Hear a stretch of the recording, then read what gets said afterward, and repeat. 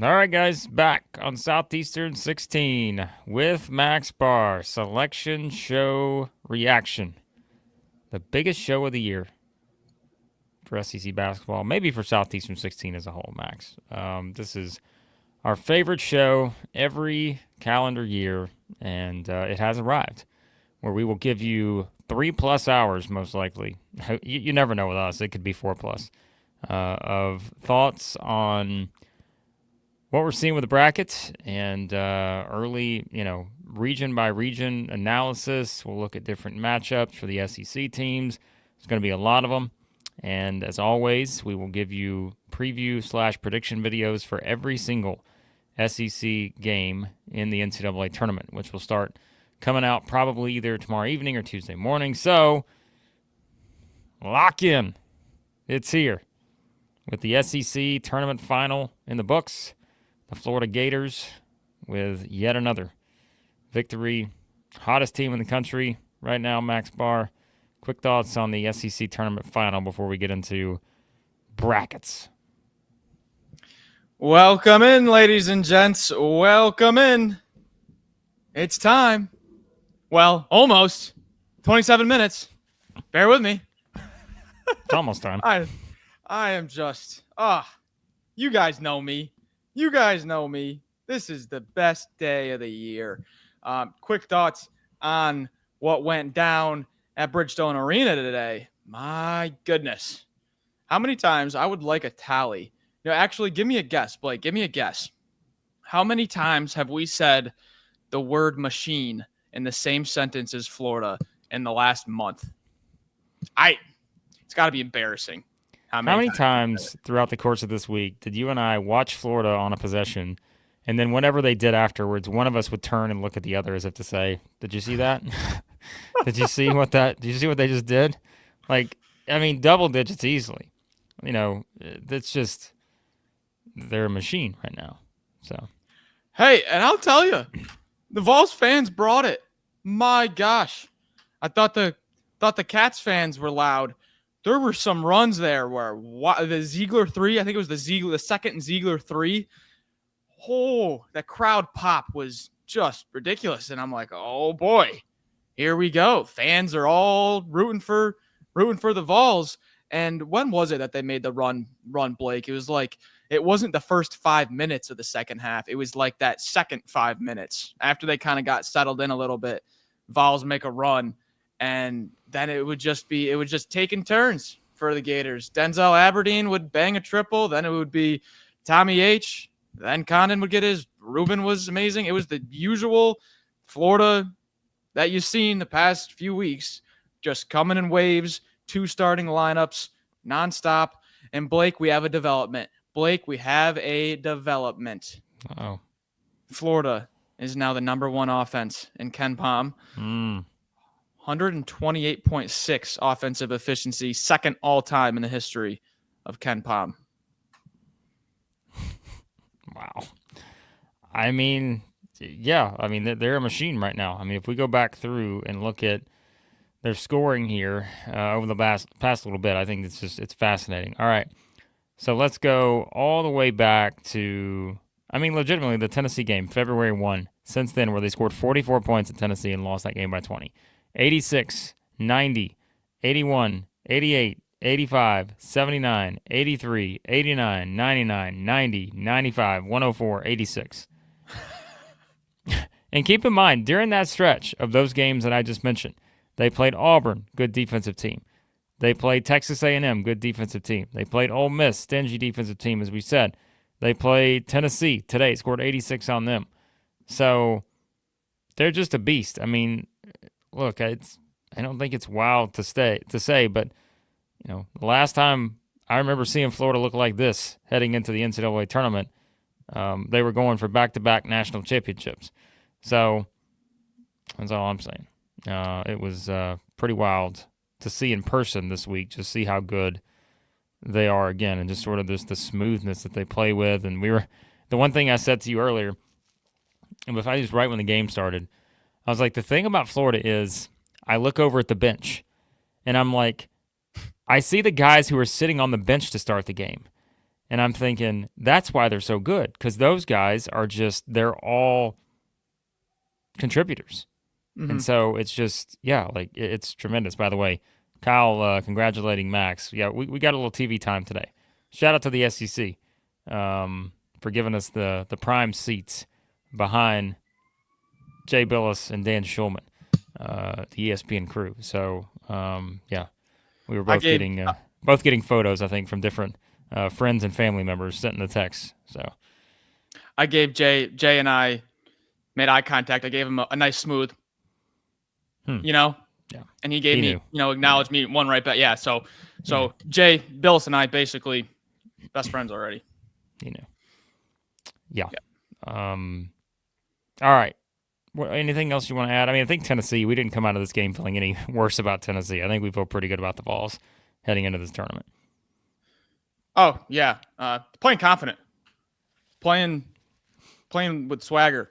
Milicic got to stay out of foul trouble. He didn't have the best SEC tournament. We'll say that. Credit to Tennessee for, and if I'm changing colors, I'm sorry. I'm just watching the Michigan game. I know, it's like mine. I'm going to have to put this on the computer for the selection show because the colors will just be like changing everywhere. So, yeah. And now I lost my train of thought. What was I saying? Something about Tennessee. Tennessee, swagger, Milicic. There we go. Yeah. They got to the final with him not really being much of a factor, and he was going to be a big factor against the front court of Florida. He has the foul trouble in the first half. You kind of rotate in Dubar, Phillips. There was even some possessions there where the front court was Dubar and Phillips. No Akpara, no Milicic. You had Ziegler keep you in it in the first half, hitting some big-time threes. Gainey going on the run. Florida did a fantastic job on Lanier, though. Elijah Martin was – I'll tell you what. You guys want to talk about someone that looks different up close and personal. That guy has boulders on his shoulders. A beast. Elijah Martin.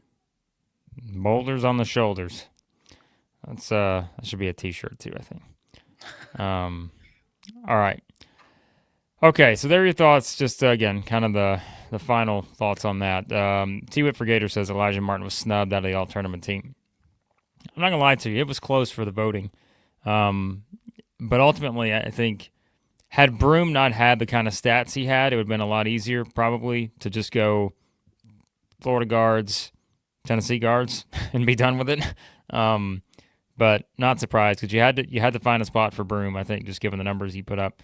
And then how do you keep Clayton off? How do you keep Richard off? How do you keep Ziegler off? And honestly, how do you keep Jordan Gainey off? Like I think that was, I think that was kind of the one too where Gainey made such a run there at the end. He played really well this tournament. So again, I mean, I get it. You can certainly make the argument for guys, and he was great defensively. So yeah, well, I mean, I think now you can confidently say the Gators. Well, actually, I wouldn't say confidently. I would not say that. I'm just completely rewinding the words that just came out of my mouth. Blake, who do you think is going to be the number one most picked team in your bracket pools for national champion? Because I think all year you could have said Duke or Auburn, and you were probably right. But now I think it might be the Gators. I think it'd be Duke and Florida. I think they'll be the two most picked teams. Yeah. So when we talk about bracket strategy, you may want to zig, may want to zag while everyone else is zigging or whatever you decide to do. So we'll see. I think you're going to get a lot of Florida picks, Duke picks. What's the updated national championship odds? I'm going to assume those two have the highest betting favorites. I can look those up right now. Look those up? Yeah, I've got it right here. Let's see. Because last year you could have picked UConn to win it all. You got the national championship right, and you didn't even come in top 3 in your bracket pool. I don't think that's going to happen this year. Yeah. Let's see. Yeah, Duke's the betting favorite. Florida 2nd, Auburn's 3rd, Houston 4th, Tennessee 5th, Alabama 6th right now. So that's the setup there. So, all right, let's move on here. This guy is just funny. Skylar said, "Yeah, you're gonna be hard. That's what I know." Yeah, this is gonna be rough on you. know, 4 hours you got to go here holding the mic. So I can kind of rest it on my stomach if I kind of. We'll figure it out. Yeah. Yeah. All right. Let's get to it. Optimistic Rattlesnake trolling me in the chat to say that I did not pick Florida to win the SEC championship. That is correct until yesterday when I picked Florida to win the SEC championship. But we did in our initial bracket earlier in the week. We did not pick the Gators. We got a little too cute, you know? Anyways, Matt doesn't care about that because he's a member that just means more tier now. T-Whip for Gator, back up in the membership. If you guys have let your membership lapse, remember, sign back up. Big Gator EJ watched the Big West final last night, as probably to the rest of the world. You see San Diego with the win. They're in, and there were not many fouls called in that game. Yeah, pretty smooth game. That's why I like the Big West. A little bit different than what we see in the SEC sometimes. So, all right, let's talk about everything else happening here when it comes to these brackets. Okay, so I'm going to give you the latest Lenardi update, Max. You want that? As of an hour ago. You want that Hit one? Hit me with it. Okay. So he has last 4 byes: Oklahoma, Arkansas, West Virginia, Utah State. Last 4 in: Vanderbilt, San Diego State, Indiana, Xavier. First 4 out: Boise State, Texas, jumping North Carolina. Now, it was the reverse order yesterday, but he has Texas the second team out. North Carolina 3, Ohio State 4, UC Irvine 5, Dayton 6, Wake Forest 7, SMU 8. I cannot see any of those teams in the next 4 out getting in. I could, in the right scenario, seeing a couple of those teams in the first 4 out getting in. Meanwhile, I think the only teams in the last 4 in that I could say wouldn't be shocked if they got left out would be Xavier and probably Indiana. I think Vanderbilt's in. I know Philip brought up earlier the 2000 note. I think many people, Vanderbilt fans specifically, remember 2000, but I just think at worst Vanderbilt's in Dayton, and I don't really, see a way around that. I think they're in, and Dayton at worst is my guess for the Commodores. So that's your bubble watch, which worked out, I think, pretty well for a team like Texas, who I think if we all made the vote right now, I think we're all voting and saying Texas is not going to get in, but they did not exactly have the worst case scenarios play out for them to at least be in the conversation, maybe.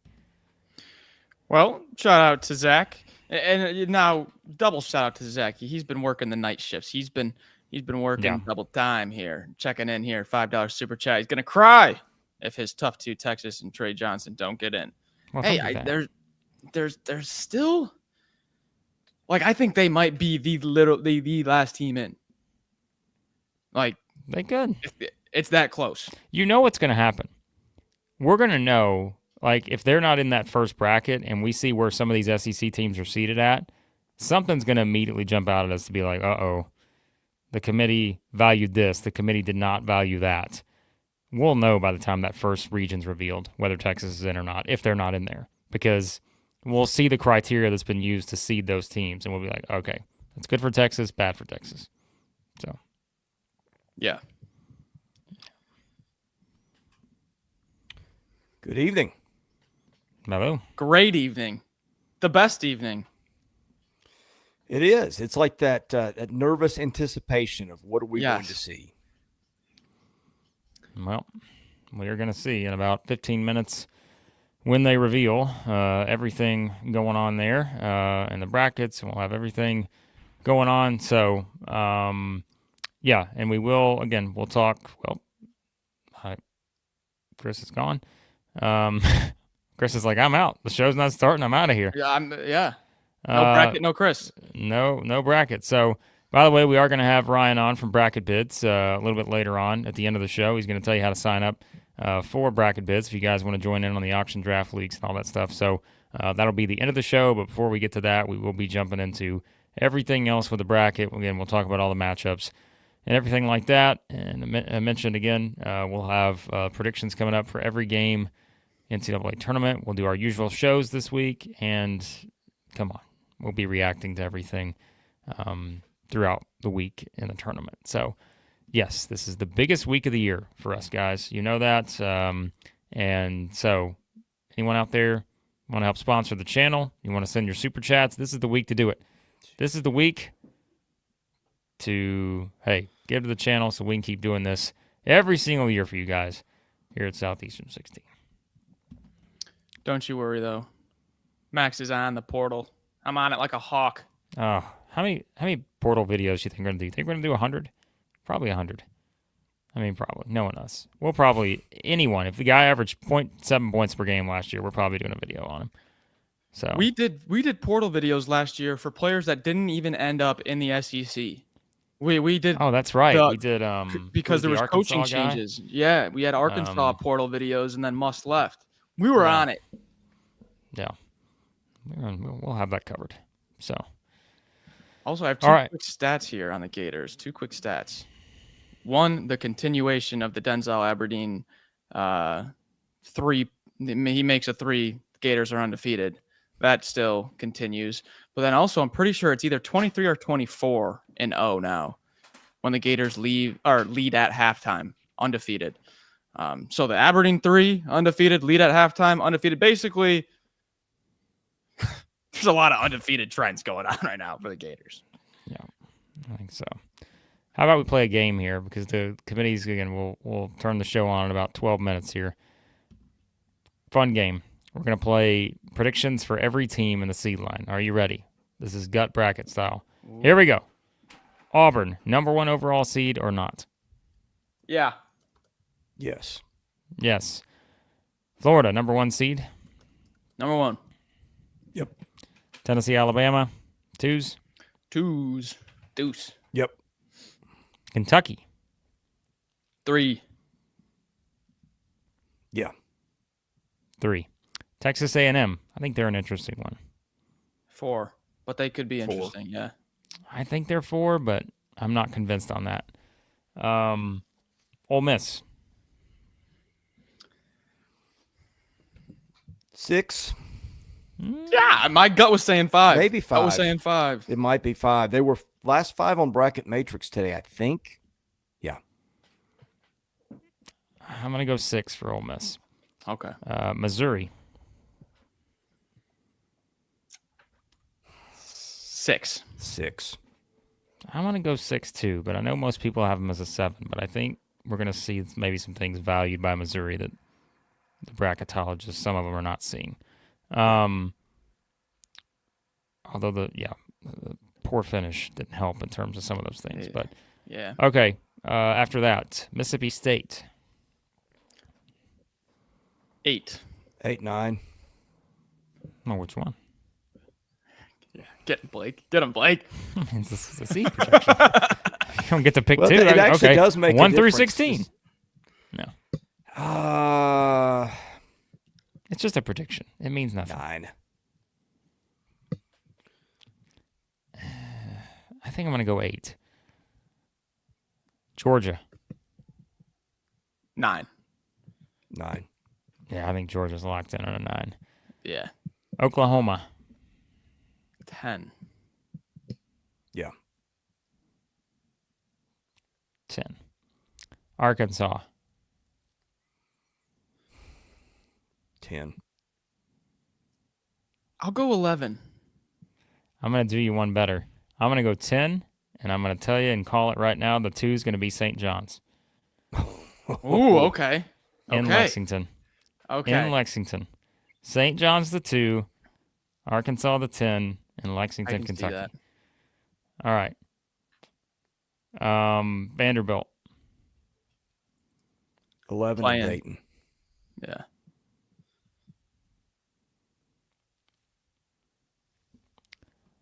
I'm going to go 11, But not in Dayton. okay.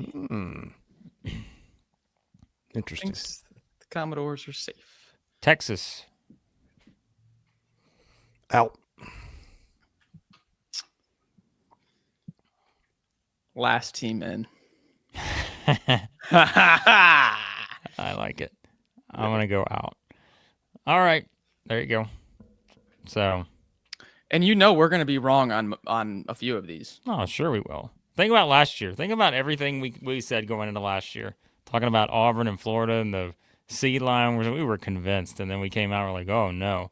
And then we started to see last year, the committee really didn't value the SEC last year. We could tell right away in that first sort of like not even full region. Like we could tell in those first couple games, we're like, oh boy, this is going to be bad. And then you just kind of saw it play out that way with some of it. But I almost feel like this year will be the opposite. So, yeah. And that's why I quit doing it. It just felt like a waste of time.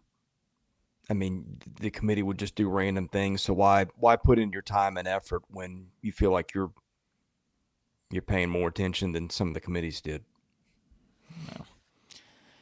No. Steven, yeah, we did a 3 on Kentucky. What's the prediction, I think, for us on that? So Kentucky just got too many good wins. I'll quickly read you off some of the stuff that I tweeted out this morning because I think it's valuable, and I think we got a few minutes to spend here. Let me read you off some of the stuff that I did tweet out. These are just, I think, worthy numbers to keep an eye on as we go into it. All right, so the net rankings. Let's talk about those quickly. Auburn, number 2. Florida, number 4. Tennessee, number 5. Alabama, number 6. Kentucky, 15. Missouri, 16. Texas. This is why I think you need to keep an eye on Missouri. Texas A&M, 18. Ole Miss, 28. Georgia, 33. Mississippi State, 34. Texas, 39. Arkansas, 40. Oklahoma, 43. Vanderbilt, 48. All right, now let's go to Quad 1 records. Auburn, 16-5. Tennessee, 11-7 now, because I'm going to add in the Florida one. Alabama, 11-8. Kentucky, 11-10. Kentucky, 11-10. They played as many Quad 1 games as Auburn. I think that's tied for the lead in the country. Florida is now going to be 11-4 because they beat Tennessee. Ole Miss, 8-10. Texas A&M, 7-9. Mississippi State, 7-10. Texas, 7-10. Missouri, 7-11. I'm going to give you a quick note, too, on Missouri. Rocco said the one thing about Missouri, keep in mind they're 4-9 away from home.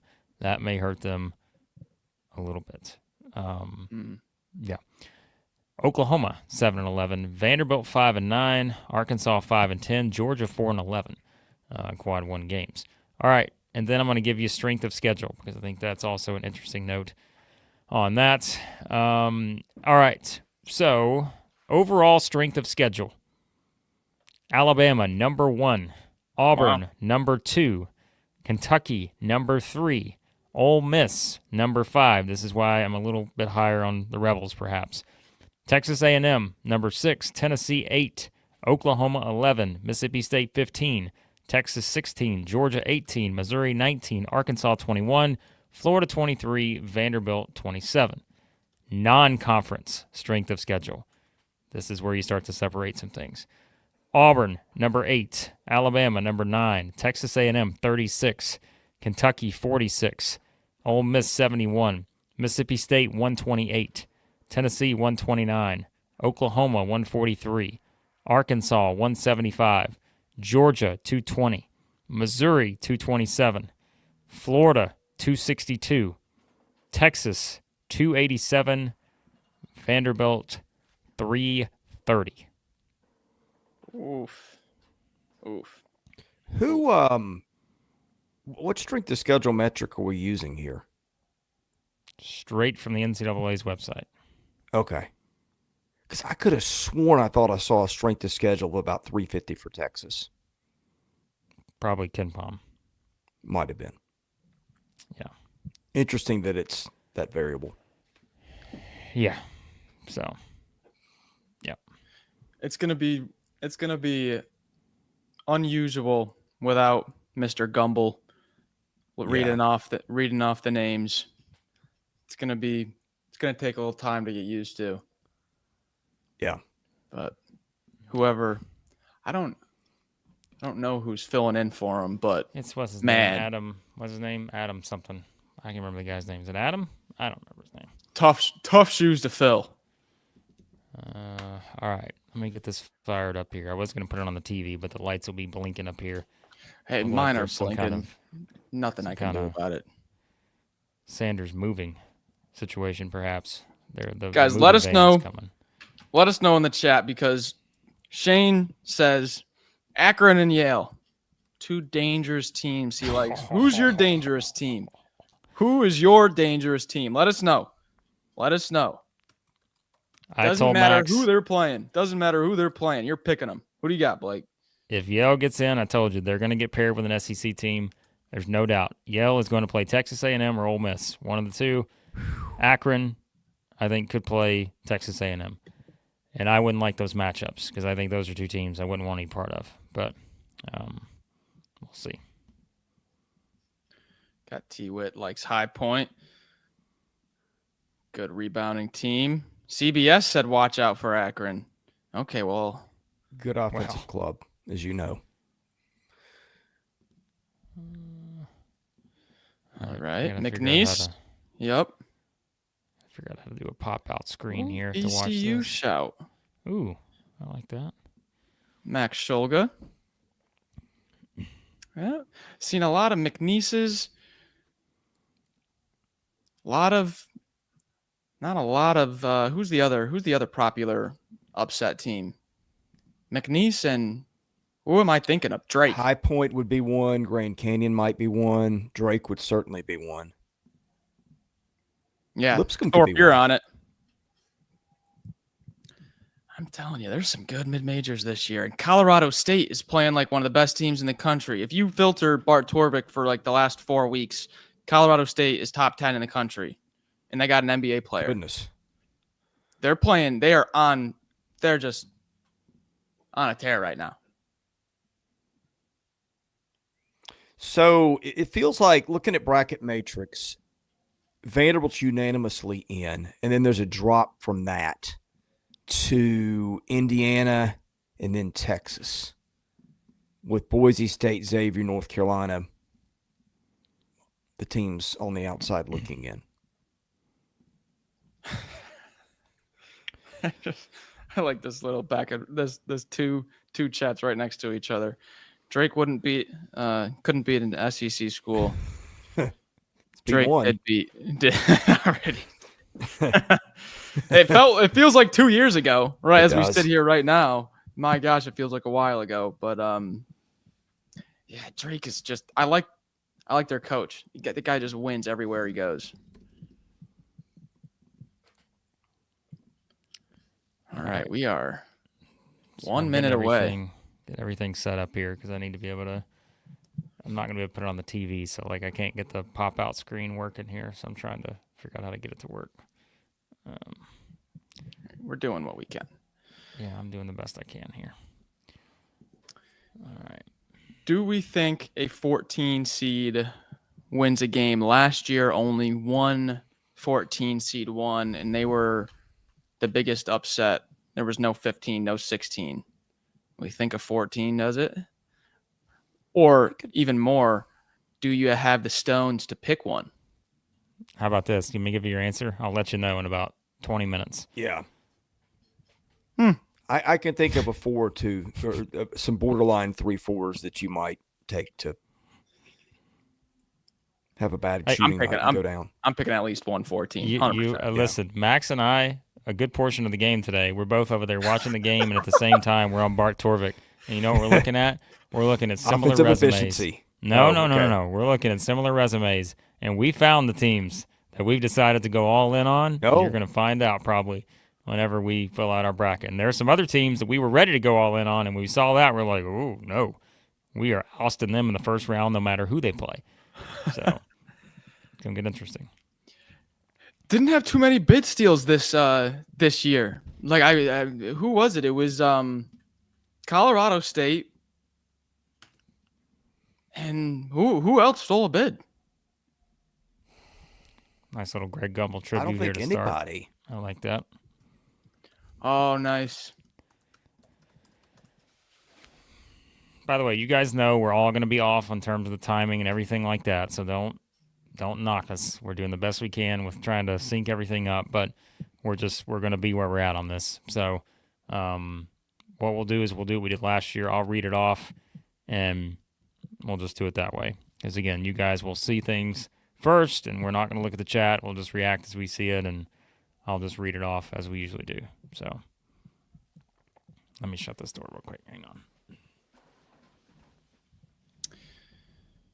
No, guys, I know I know there were some upsets and like Troy taking one from Arkansas State, but it's not like Yeah, They no stole a big bid. steals. Right. Yeah. That's what I meant. Okay, it's time. Settle in. Oh my gosh, I'm nervous. I'm nervous. Always nervous, man. This is ridiculous. Come on. All right.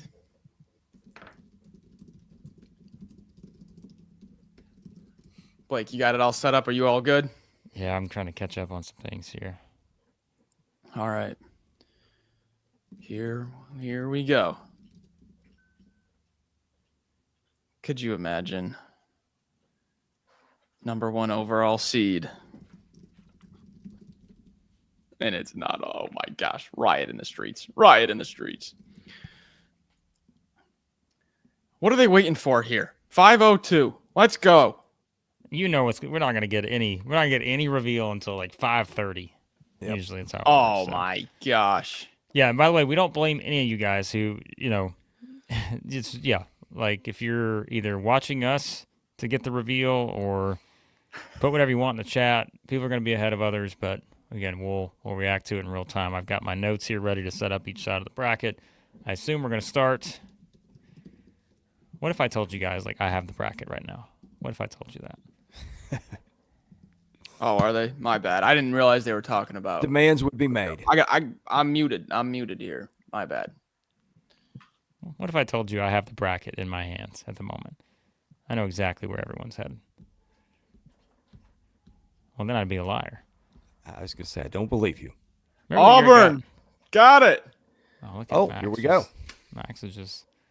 Well, there's a surprise. Auburn is the number 1 overall seed. And no surprise there. Sorry. Any debate. I'm excited. Good grief. I'm into it. Remember the debate we were having on whether Auburn would be the Lexington. number 1? By the way, they're playing Thursday. Somebody needs to keep track of dates here. If somebody can do that, that would be really helpful. I will write these down. Alabama State, St. Francis. Ooh, my. It's a tough 16 there. I think I might be ahead of you no. guys. That's a bad Those are the deal. worst 2 teams All in right. the tournament. Hold on. 8-9. Here we go. Well, they Which should is- be. Louisville should be. gets the 8. Oh, Max, you're way ahead of us. What is going on here? Is that in Lexington? Yes. Oh, my goodness. All right. Do you want I me gotta to stop announce it watching or the- wait for you I gotta guys? stop watching the chat because you guys are telling me what it is before we even seen it yet. Creighton. All right. Wow, Louisville's an 8. Louisville against Creighton. I can announce them if I'm first. Wow. The 5 Goodness. seed is Playing Michigan. Louisville. Oh, sorry. All right. Let's figure out what we're doing here.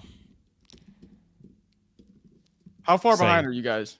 Not that far. So I'm not we'll give it far. a second. Okay. So let's all just kind of try to sync up our thoughts on what's going on. Just quickly though, Louisville and Lexington is Look, Boy, let's see. Yeah, not- Michigan's in ideal. Denver. Oh, Boom! Boom! oh no. Boom! Oh no. Michigan against the I Tritons think, of San Diego. in Denver. Wow. Wow. Wow. Okay. The winner of that will be playing the 4-seeded Aggies. We know who's After 13. that. Wait for it. Just wait Oh, for it. no. Just wait Is it for gonna it. be Akron? Oh, no. Just wait Yeah. for it. Oh no! Just wait for it. Oh, Yale. I told you guys. I know. told you. I called it today. I'm like, I guarantee you they're going to play Yale or they're going to play Akron, one of the two. Well, you better get your money on A&M right now because everyone is going to be Quadrant of picking. chaos. No, Ole Miss? that's not quadrant. Oh, of my chaos. gosh. San Diego State and North Carolina is the play-in. Oh, North Carolina's in. You got to knew it. be kidding me. You knew it? Are you on the committee? I Wow. believe we've had that conversation a few times. Wow. Let me guess. They're the last team in. Watch. Just wait for it. Just wait Wow. for it. All right. I got to reload here. Well, Okay, guys, you know their sparkling 1-12 record against Quad 1 was the difference. By the way, if you want us to get to your chat today before anyone says anything else, you got to get a super chat probably because we're not going to be able to keep up with all the chats. So throw a super chat in. We'll catch up with it after the brackets announced. The winner of Ole Miss against the play-in, they'll be playing Iowa Lipscomb State with against 14, huh? Lipscomb. Thought Lipscomb would be a little higher. Thought they may get a 13. Yeah, I did too. It's all right. Marquette the 7. Playing against the 10 seed Mexico. New Mexico. Oh boy. There's my upset. We like them on Torvik today. Who's Auburn's 2? Michigan State. Who is it? Yeah, that's what I thought. Michigan State. Yep. So we've got Auburn, Michigan State, Iowa State as the 1, 2, 3. Boy. Oh my.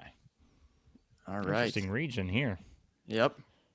Interesting region. But my Wild West is setting up pretty well because I can already see the teams that are available for the West. Bryant is the opponent, by the way, for Michigan State. Well, for starters, North Carolina does not belong in the tournament. Nope. That's where I'm going to start. God, what are we doing having the chair I mean, I know they've done it forever, but what a stupid process. I'm sorry. Wow. Because nobody wants to be the one to tell him, I'm sure. Well, hold on. Philip's comment here. I think he's right. So far, the SEC is holding up pretty well. It's pretty much equal. Ole Miss at 6, I don't think is that surprising. So, it's going according to plan, except for Yale being the 13. Oh, no. Again. Oh, no. Not Yale. The Aggies. What's that line going to be, Max? Well, here's the other thing. San Diego State was one of the other Single bubble digits. teams. So now Indiana or Texas is not getting in, one of the two. If not both, I would think. Say that again? North Carolina getting in means Indiana or Texas is not getting in. Chris, you write down the dates, right? Yes. Okay. We need to keep track of. No, we just need to keep track of how many SEC teams are playing on what day. Okay. Well, so far, Auburn on Thursday, A&M on Thursday. That's it. So Ole Miss on Friday. Yeah. Michigan State. What day is that? Did you write that down? That is Friday in Cleveland. Hello, Okay. Cleveland. Got it. All right. Auburn fans, how do we feel about the 8-9 Louisville Creighton? I don't like Louisville and Lexington. I'll tell you that. That's a short trip. But yeah, and Louisville could have gotten a better seed than that too. I mean, I'm not exactly thrilled about that as Auburn. I thought Louisville was going to be a 6. I did too. I picked them as a 7. So we were all somewhere in there. Bracket Matrix had Louisville as the top 6. The Louisville top lost 6? The two top games. 6. 2 games since losing to Kentucky on December 14th. See, this is why I don't do it anymore, because it's just stuff that makes no sense. Well, but here's the thing, though. That's 2 things so far. The aside from the North Carolina inclusion, maybe they're not rewarding the ACC unless it's North Carolina. Knocking Louisville down a season. I don't know. A 2 seed screw up with that team going in its backyard, and the one's got to face that. That seems like a little much to me. Well, I know Auburn can handle them, but the point is, you're the number 1 overall seed in the tournament. You should be treated better than that. Well, I think. How am I feeling about the South? I mean, I've been big on Michigan State. I've said that many times. With the last gut bracket we did, I picked Michigan State over Auburn in the Elite Eight. I'm not gonna lie to you. Michigan State's got some of those, but so does Iowa State, Max. Remember, we looked it up today on Torvik. Mm-hmm. We're looking at the profiles of Final Four teams. Guess what? Michigan State's got it. Iowa State's got it. Michigan had an interesting profile.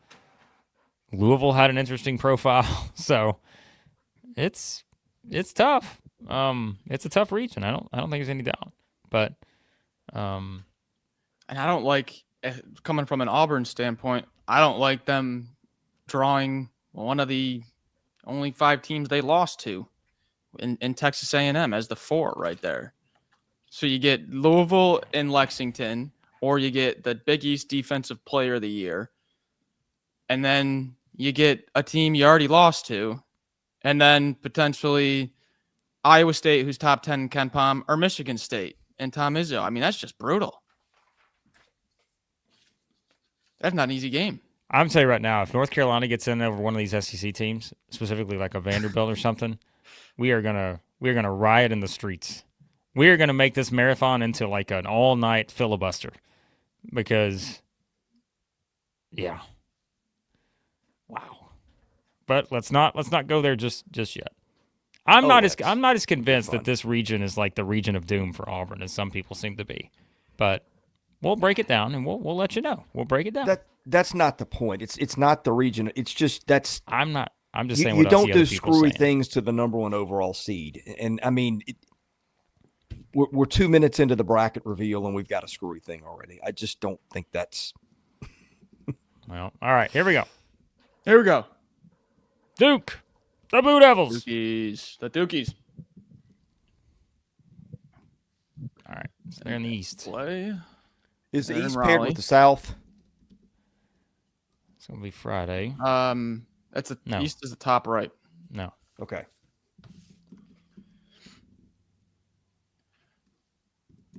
Ooh, Who do the they play, American, Blake? The American Mount St. Mary's. Yes. Nice. Mississippi State is the 8th seed. Oh, okay. So an 8. I told you. Yeah. Okay, that's good for the SEC. Yeah. That's good. That's good. And Mississippi that. State will be playing Baylor. I okay. Okay. All right. Okay. I feel Okay. pretty good about this. That'll be fun. Not bad. The 5 seed in Seattle on Friday is Oregon. Oh. Oregon, the Oregon 5 pick. seed. Dana Altman playing the 12 seed Liberty.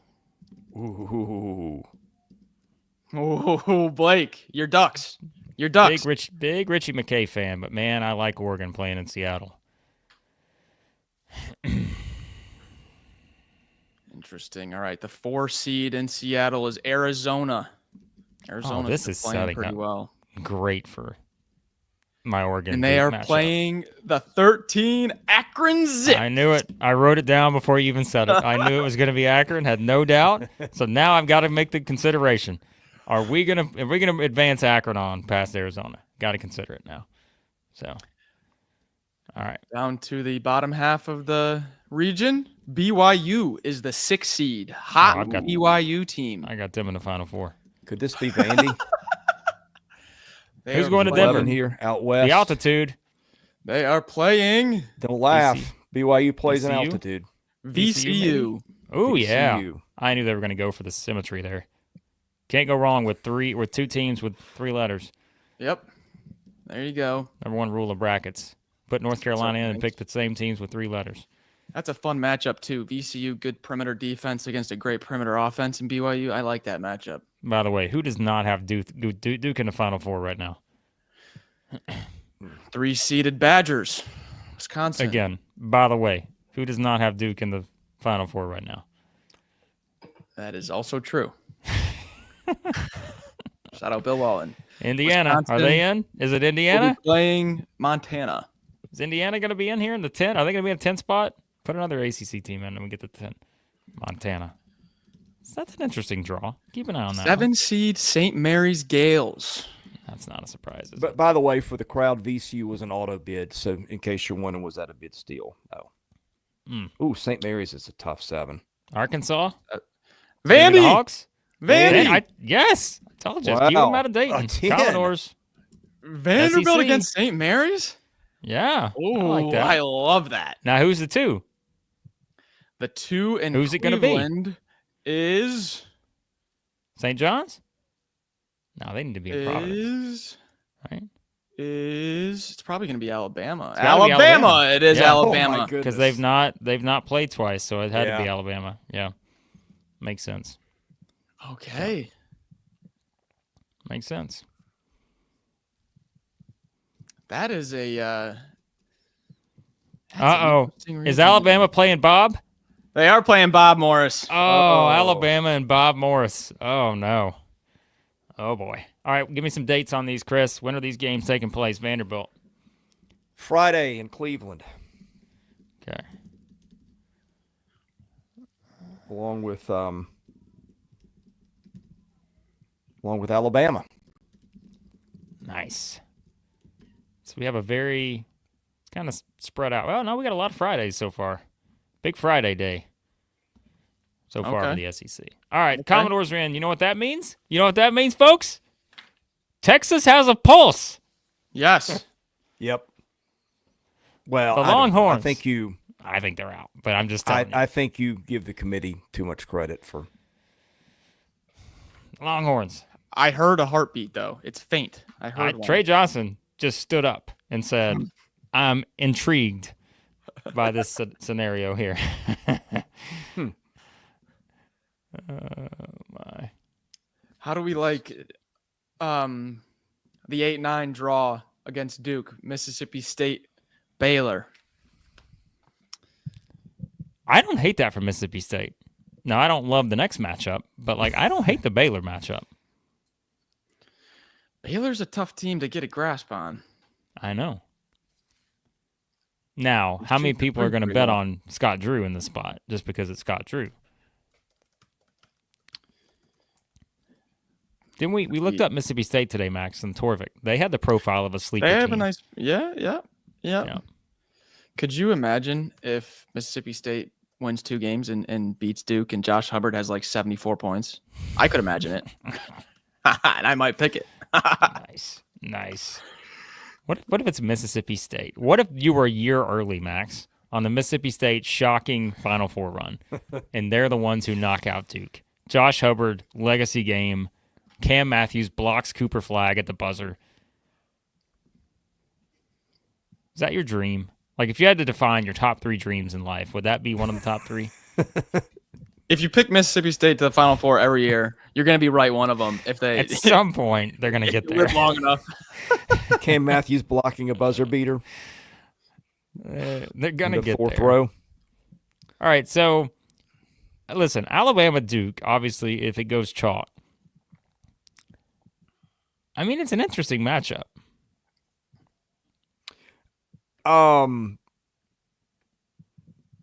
Tennessee's got to be feeling okay. They're not in the same regional with Duke or Auburn.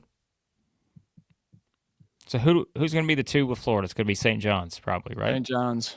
Houston and Tennessee will be in the other bracket. Yeah. Yeah. Mm-hmm. Okay. All right. Interesting. Yeah, that is going to be interesting. Any upset picks? Any 12, 13, 14? Akron over Arizona. Okay. Montana, Wisconsin. Keep an eye on the Fighting. What are they, the Grizzlies? They're the Grizz. I think just the Grizz. The Grizz. No, they're the Grizzlies, I think, aren't they? Keep an eye on the Grizzlies. Grizz. Great offensive team. Not a great defensive team. But again, my preference is teams who can score. Wisconsin's not too bad at that either. So I think Arizona's probably going to be a double-digit favorite over Akron, don't you think? yeah, I hope they are, because then that money line's going to pay out a lot more. Whenever Akron goes in and zips them on out of there in Seattle on Friday. Well done. A lot of the good, the really good, mid-major 12, 13s though haven't been called yet. No High Point, no Grand Canyon. We've not gotten to that group. No San Diego, no McNeese, no Colorado State, no Drake. One of these next 2 regions is going to be the chaos. It's got to be the West. Because right now it's set up for the West to be kind of just like we saw on the 131 Sports one, right? A lot of those teams are still available. Yeah. By the way, just keep in mind, we're going to talk about the brackets, guys, as soon as it's all revealed. We're going by the seat of our pants right now. So we will talk about everything in depth as soon as we get them all set here. So here's the question. Hold on quickly. Are we going to get Auburn, Florida, Duke, Houston? As the ones? Yeah. So, no, but I'm saying, in that order. Auburn and Florida meeting in the Final Four. Duke and Houston meeting in the Final Four. That's what I'm expecting. Am I missing something? Yeah. Okay. Yeah. Yeah, EJ's going to like the Gators in the West probably. People are asking Arkansas going to be 8-9. I'm telling you, that Vanderbilt 10 perked up the Never curiosity a little bit. You never know. How many times Florida and Houston. Arkansas play? One? Sorry. This is bad programming. This is back on the left side, right? Wait a second. What? No, this is on Wait a the right second. side with Duke. Hold Yeah, on. bottom Hold on, right Max. is Houston. What's going on? Yeah. Max, you're up to something. What's Houston got the 1 seed in the Wichita. Midwest. Wichita. On a Thursday. So you were right, Blake, with the Final Four. okay? Yep, and they'll be playing SIU Edwardsville. That spread will probably be Houston minus 47. The Zags! I gotta get- Houston gets the Zags as the 8. Oh my man. goodness. Oh my gosh. Jeez. 8. The Zags in that Wichita should not on have Thursday This has as got to an be Georgia. 8 seed. It's got to be We'll Georgia, play the right? 9-seeded. If they ever show it. It's got to be Georgia. Georgia can't be with Florida. Georgia. Yep. Yeah, I was going Wow, to say good it's got to be call. Georgia because they can't be with Florida. Yeah, because they've already played them twice. Wow, the Zags and the Dogs Wow. on Thursday. Oh my, I'm already Bulldogs fired up win. for that prediction. Woo-hoo. The 5 seed is Clemson. Uh-oh. Oh, my Uh-oh. Uh-oh. I don't like this bracket if I'm Houston. Got my Final Four 5 team. seed Clemson is playing against 12 seed McNeese. Oh my goodness. Yes. Oh, what have they done? I love this bracket. This is my favorite bracket so far. Oh my gosh. That's going to be in Providence on Thursday. The they'll Dogs be and the playing Dogs. The 4 seed Purdue. I do not like this if I'm Houston, Max. You said No. today High you would Point. be scared. High Point. Oh, Gosh. McNeese High Point. Second round. Oh my gosh. Pencil it in. This region is Oh. bananas. This is my favorite region by far so far at this point. Like, not even close. This is Good luck tremendous. picking this region. Good luck. Oh, this is going to be whoever wins the bracket challenge. It's going to be on this region right here. Yep. You're going to have to swing and get this one right. In Milwaukee on Friday, 6 seed Illinois. Good. I like the 11 here. Who's the 11? Yep, me too, Blake. In Milwaukee on Friday, the 11 will be Texas. Oh Yes! my goodness. Oh, Texas Xavier. against Xavier. Yes. So now, Yes. wait a minute. I'm trying to figure out 14. who gets left out here. I think it's Well, ain't no might be SEC Indiana. teams getting left out. Indiana Oh and, my gosh. and Boise, I Okay. think you're going to be your 2. The Longhorns are dancing. Let's dance. All right. That's on Friday. They will be playing the 3 seed Kentucky, the Cats. Yes. Give me the Longhorns and the Cats. Oh, this is great. The SEC. It just means more. Can we record that voiceover for the commercial? The Cats will be playing the 14 seed Troy. Hey, Scott Cross can coach now. Don't sleep on the fighting Trojans here of Troy. All right, and then to the bottom in Lexington, 7 seed UCLA has to travel across the country to play another team traveling across the used to country that. in Utah State.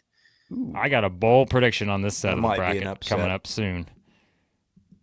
Got a bold prediction coming. Tennessee. Tennessee.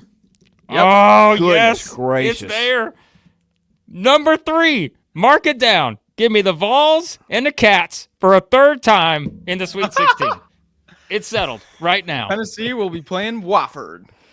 Oh, I'm sold. I don't need to see any more. Number 3 coming up. Vols and Cats. Man, if I am Tennessee, I'm so pissed off about that draw. You got Kentucky in the the 16? I don't know, Chris. I think Illinois is a bad 6 seed. I think at worst you're worried about Kentucky, sure, but beyond that, I like this setup for Tennessee. I'm not gonna lie to you. Well, the top I think half their of the second bracket, round matchup is you've got great. Houston, Clemson, Gonzaga. I'm just saying. Yeah, but those teams are gonna beat each other up there. Well, I know, and the only one gets out of there. I'm just saying I don't love think it. there's a a lightweight coming out of the top. I love it. Give me the Cats or the Vols of the Final Four right now. That Count is a region of just pure chaos. Pure The chaos. SEC is, guys, the SEC is going to get 14 teams in, aren't they? Yeah. Unless Oklahoma or Arkansas gets. If one of those teams get left out, I don't know what's going on here. Have they done all the Dayton ones yet? Yeah, I guess they have. At least the sevens. So your last Wow. four in were San Diego State, North Carolina, Texas, and Xavier. I love this bracket, by the way. This is my favorite so far. The Midwest. Oh, hands down. This is tremendous stuff. Wow. We got some super chats, Blake, if we want to get to them. I think we just Or we let's just just wait wait till after? until Wait till after? guys keep sending them in, but we're just gonna wait here until we get through this, and then we'll roll through after that. So yeah. Okay, so we know now who's left. Now we're gonna have Grand Canyon is gonna be Grand Canyon, Colorado State, UC San Diego, Drake. These teams are all gonna be Okay, in so the West. let's think about this though. So we got to slot in the rest of the SEC teams. Okay. Yeah. So yeah. where are we slotting them in at? So let's go through it here. That means So- Arkansas and Oklahoma will be on separate seed lines. Obviously. I think Have one of Arkansas them may in be the 11. 9. So where did Texas get? They got the Texas last got four in. the Dayton. Okay. Yeah. All right. Yep. All right. Oh, UC yeah, San San Diego, Diego's sorry. already in. Yeah, sorry. Yeah. Sorry. Okay, so Florida's going to be the 1. We're going to go ahead and mark that down. 16, we don't know. How many times did Florida and Arkansas play this year? Once? Tell you right now. Keep an eye on that. They played once. Yep. So that may be your second round matchup. So you're gonna have Arkansas as the 9. Unless it's how many times Florida and Oklahoma play? They have played once also. Okay. So you've got options there. Yeah. All right. So that makes sense. Okay. Well, that makes me feel a little bit better then. I like that. Yeah. Okay. And then so Florida's gonna have St. John's as the 2. Yep. They're going to have St. John's the 2. Who's Texas gonna be Tech the as the 3. Texas Tech. Texas Tech. Yep. All right, I'm gonna go ahead and pencil these teams in because we know these are pretty much set. Okay. Maryland will be the 4. Yeah, that's right. Who's gonna be the 5? Who's the 5 we're forgetting? Michigan, Ole Miss. Hold on, I got it right here. Kansas hasn't. I'll tell you teams that are still out there. Kansas. You had Texas Tech. Who's getting arrested in the background? Maryland's not made it yet, I right? bet. Just kidding. No, Maryland. let me- Maryland would be your 4, right? Yeah, we already decided Oh, that. Yeah, sorry. we think Maryland's the 4. No Yeah. Missouri yet. It's an interesting one. Could they be the 6 with Texas Tech? Maybe. Oh God, I hope not. I like Marquette. Texas Tech. Have we done Marquette? Yeah, they're done. Okay. Who are we forgetting is the 5, though? The 5 is the one I'm confused on. Somebody in the chat see, because I'm not looking at the chat right now. Who's the 5? Is it Missouri? Could be. Missouri makes a lot of sense as a 5 to me. It may be. That may be the only choice right now. Did Ole Miss already get called? Oh yeah, Ole Yeah, Miss they're got in. called early. They're playing North Carolina, San Diego State on Friday. Yeah. By the way, I'm keeping a list of Thursday and Friday games right now, so we can get those in. Who's the know what's 5? when. Is it Missouri? I think it's Missouri. Wow. Because who else would be the 5? Here we go. Gators. I don't know. I'm confused here on who the 5 is going to be, unless it's Missouri.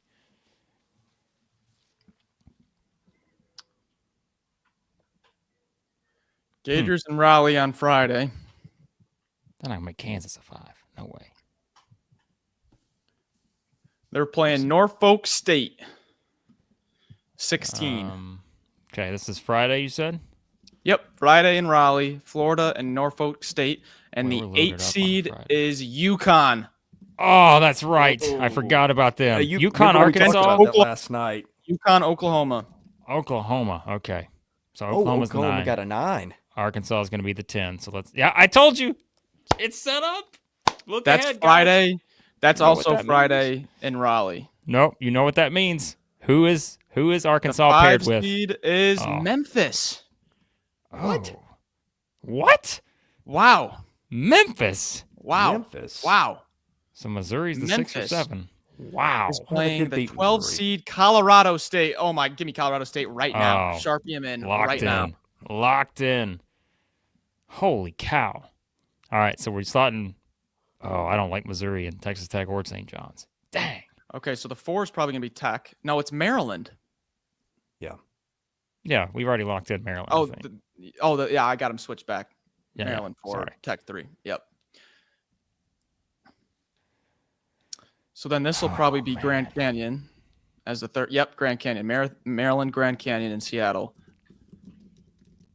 All right. So Missouri's got to be the 6. They have to. I don't think they're the 7. They can't be in this scenario. I don't feel like they've got to be a 6. All right, Thursday Oh, in my Wichita is Missouri, the 6 seed. Okay. Okay. And they will be playing Who's the other team? that got in? 11 seeded. 11 seeded. Xavier, Come on Indiana. now. Drake. Oh, Oh no. Oh god. Jeez, you gotta be kidding me, man. You gotta be kidding me. No way. 30-3 Drake against Oh. Missouri. Gosh. Well, there's that. And they'll be playing the Man. 3 seed. Texas That was Tech. going to be Texas Tech. Who's the 14 in this spot? Who are This we will forgetting? probably Wilmington. probably be the Seahawks. Got to be Wilmington. So that means Arkansas is going to be Yep. the 10 with Wilmington. St. John's. Just as I said. Arkansas, the 10 with St. John's. Incredible. Incredible. I love it. You knew they were going to pair them up. You knew they were going to do it. You just knew it. Yep. Who's The this- 7th who- seed is Kansas. Yes, Kansas and Arkansas. Yes. This is Thursday in Providence. Nice. Kansas against Arkansas. I Oh, love it. I feel like we played a few of these out in mock brackets. We we did have play a few of these matchups. out. Yeah. That's why you do it. That's why you do it. You That's why knew you they do were going to it. pair. You knew they were going to pair Arkansas and St. John's. So, no It doubt. is official. All right, who's the 15 left? Johnny's are the 2, and then they'll be playing Who we forgetting? Who is it? Omaha, Who is it? Omaha. Omaha. Got to be Omaha. Yeah. All right. 14. Yep, there we go. Omaha. 14 Okay. teams from the SEC get into the NCAA tournament. An incredible achievement. So, wow. Who was the? Okay, never mind. Texas Tech and UNCW, and then St. John's. Okay. Now, let's just quickly, and then we're going to get to the full rundown here. Florida having to play UConn in the second round. It's going to scare you a little bit, but I'm telling you, Florida has been a much better team than UConn this season. I like Florida against anyone that comes out of that 5-12, 4-13. So, oh yeah, so who got left out? Boise State. Indiana got left out. Indiana. I'm here for the UNC Indiana Twitter beef. You know that's coming. West Virginia. Yeah. Oh, where were they at? West Virginia Were they left in out. here? Yep. Nope. Xavier. What? Xavier. Xavier got Xavier's out. in. That's Xavier's Dayton. in. Oh, Xavier was in. What? Yeah. West Virginia. That's an interesting one, huh? Where do most people have them at? Yeah, One of West the last Virginia few left in. out. West Virginia was probably the biggest surprise. That was the biggest snub from a seeding standpoint based on all the bracketology. Yeah. Wow. Wow. That's interesting. So, Okay. That region is well, I'll just say this for my Tigers in Missouri. I would have liked a better draw because I think this is a tough draw. yeah. Yeah. Yeah, I don't like it. But Yeah, North Carolina over West Virginia is 14.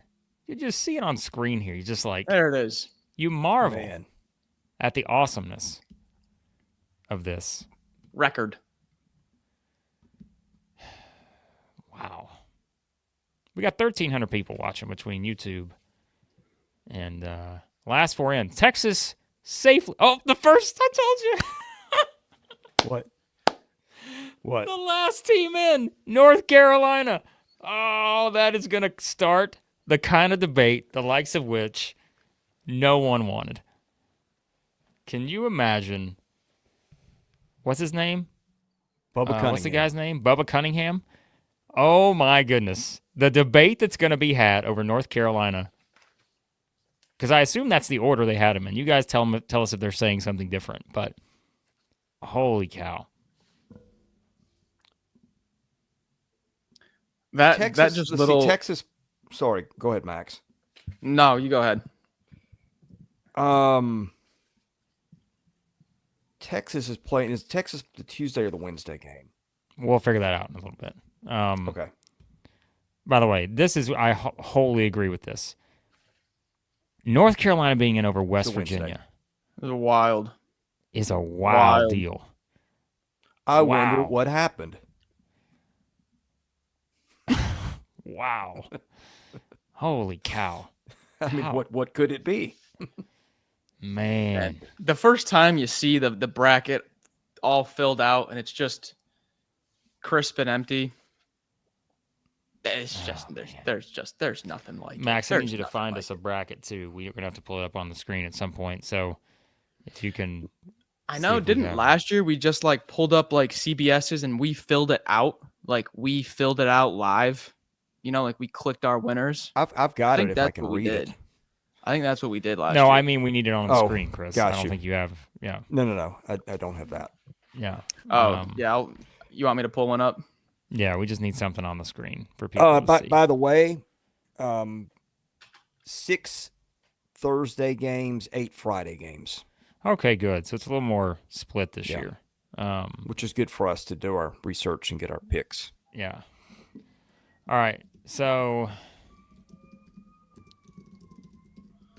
okay. Sorry, we're trying to gather our thoughts here. This is where we could use an intermission. We don't take intermissions here. We're live. It's going to be incredible. Trying to get this. I can pull it up, but like they're real. The text is real small because it's the full. It's the full brackets. All right, Chris. Here's what we're going to do. Max and I are going to do a couple of technical things real quick. Give us any additional thoughts on seating or anything that you see.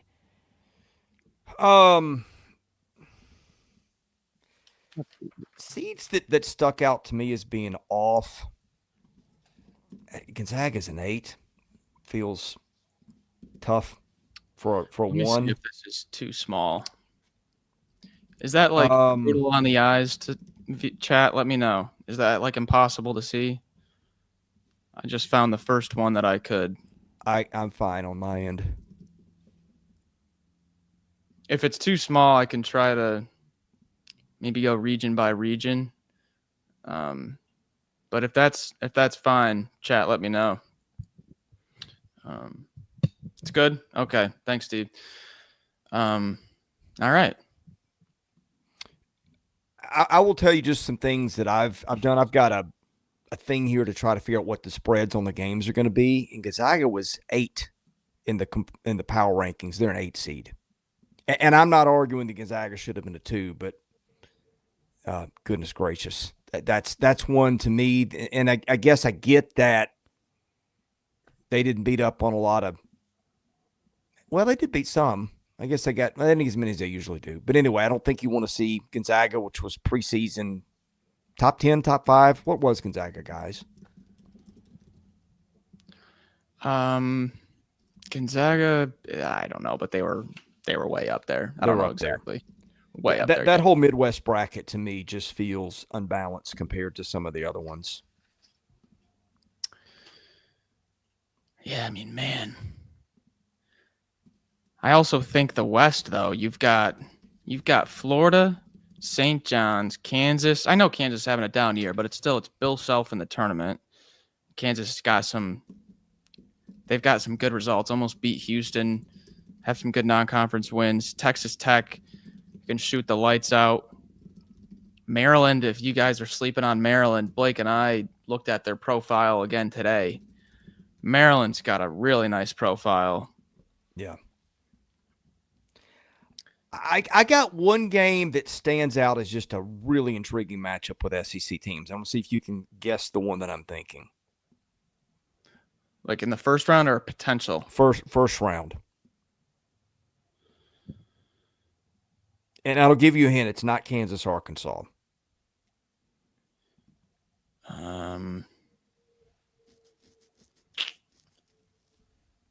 Texas A&M, Yale?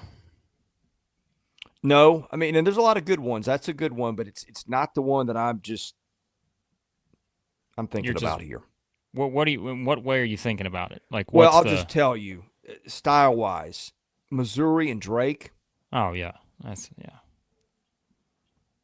because how so? Grind you into frustration.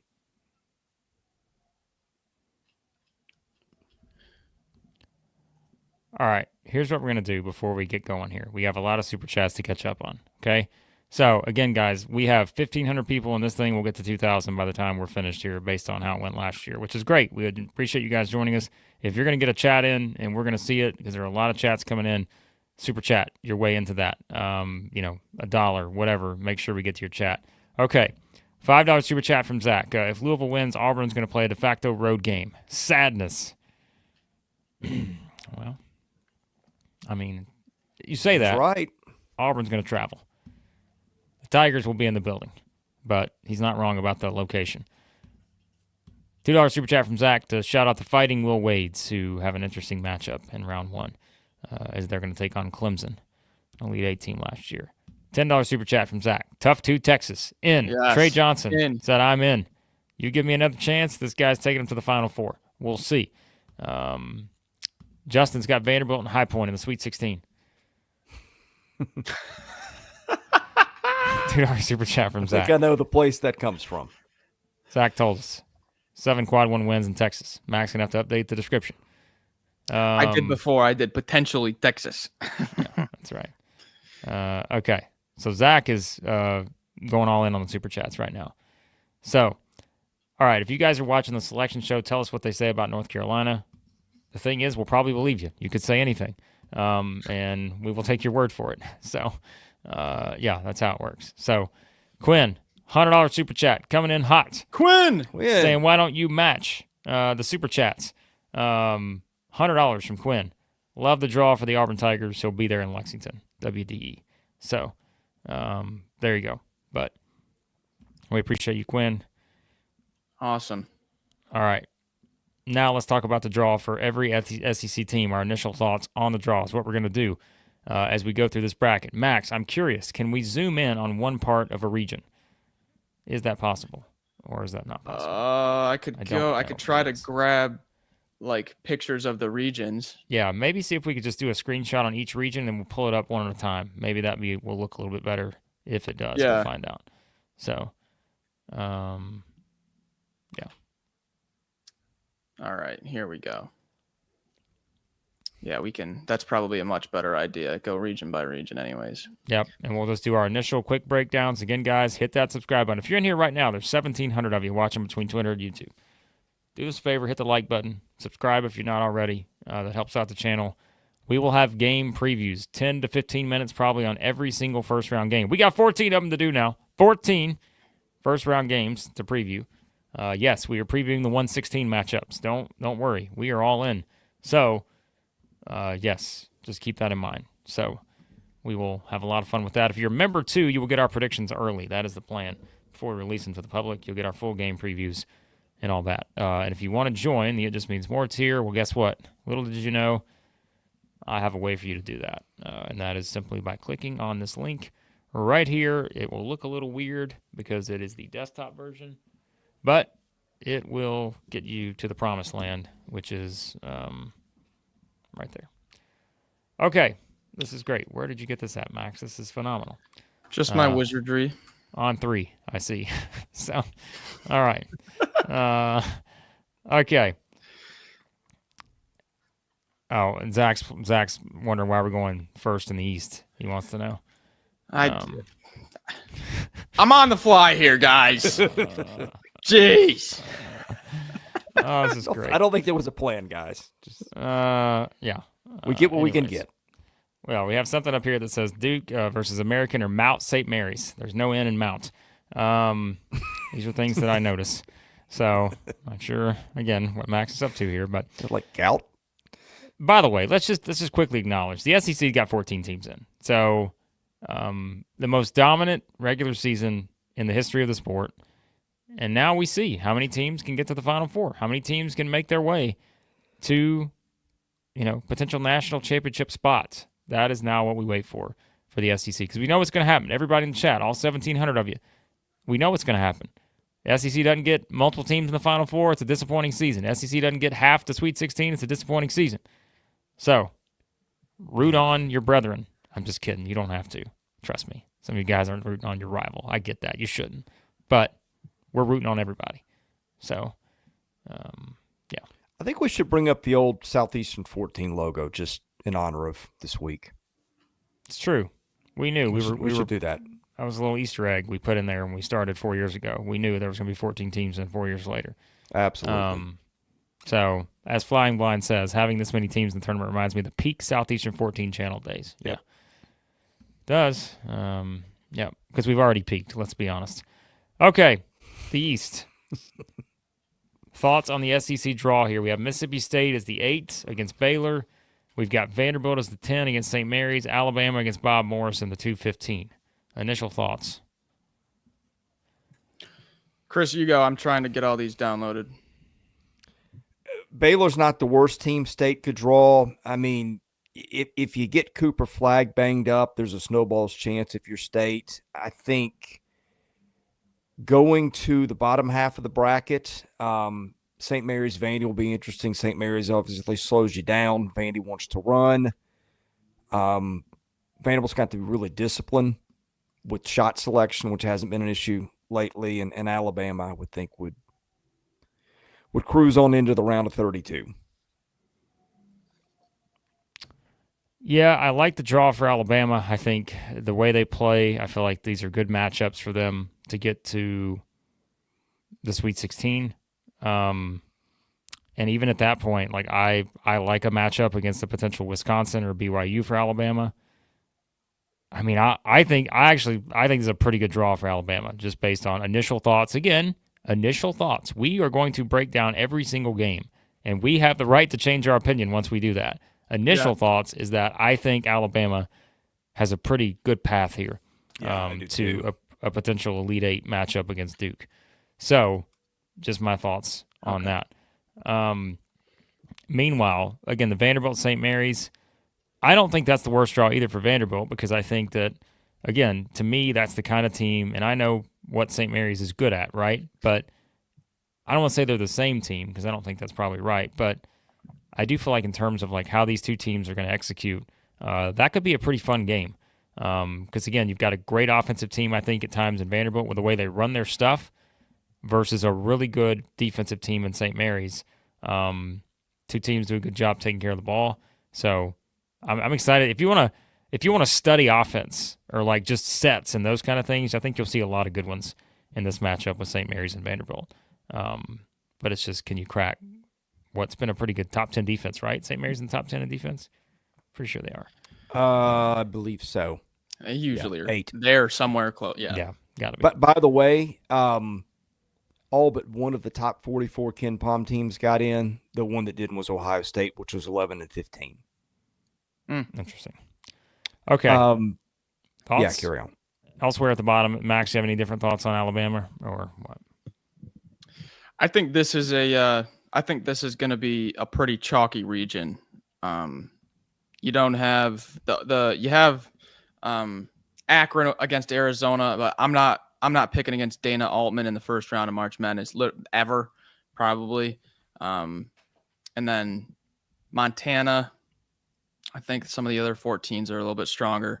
And then you avoid Gonzaga as the 8, you avoid Kansas at the 7. I'm probably going to have a pretty no-brainer Duke Alabama Elite 8 here. I think Oregon and Arizona is a tough team because I feel like you can never trust them in March because they never go that far. But man, they're super physical and they've been playing pretty well lately. And Dana Altman is obviously if that, what was it, the double overtime against Creighton or single overtime or something, I thought they should have won that game. I think they could have made an even deeper run last year. But I think you avoid a few of the giant killers here, and I'm probably going to have a Duke Alabama Elite Eight. All right. Top of the bracket, Mississippi State again. We said I don't think Baylor's the worst draw for them. But initially, I think, again, this sets up well for Alabama. In my opinion, Mississippi State just got a tough second-round game against Duke, but we'll break it down first round against Baylor, too. All right, bring up the next one, Max. We got a lot of fan bases in here waiting to hear the talk.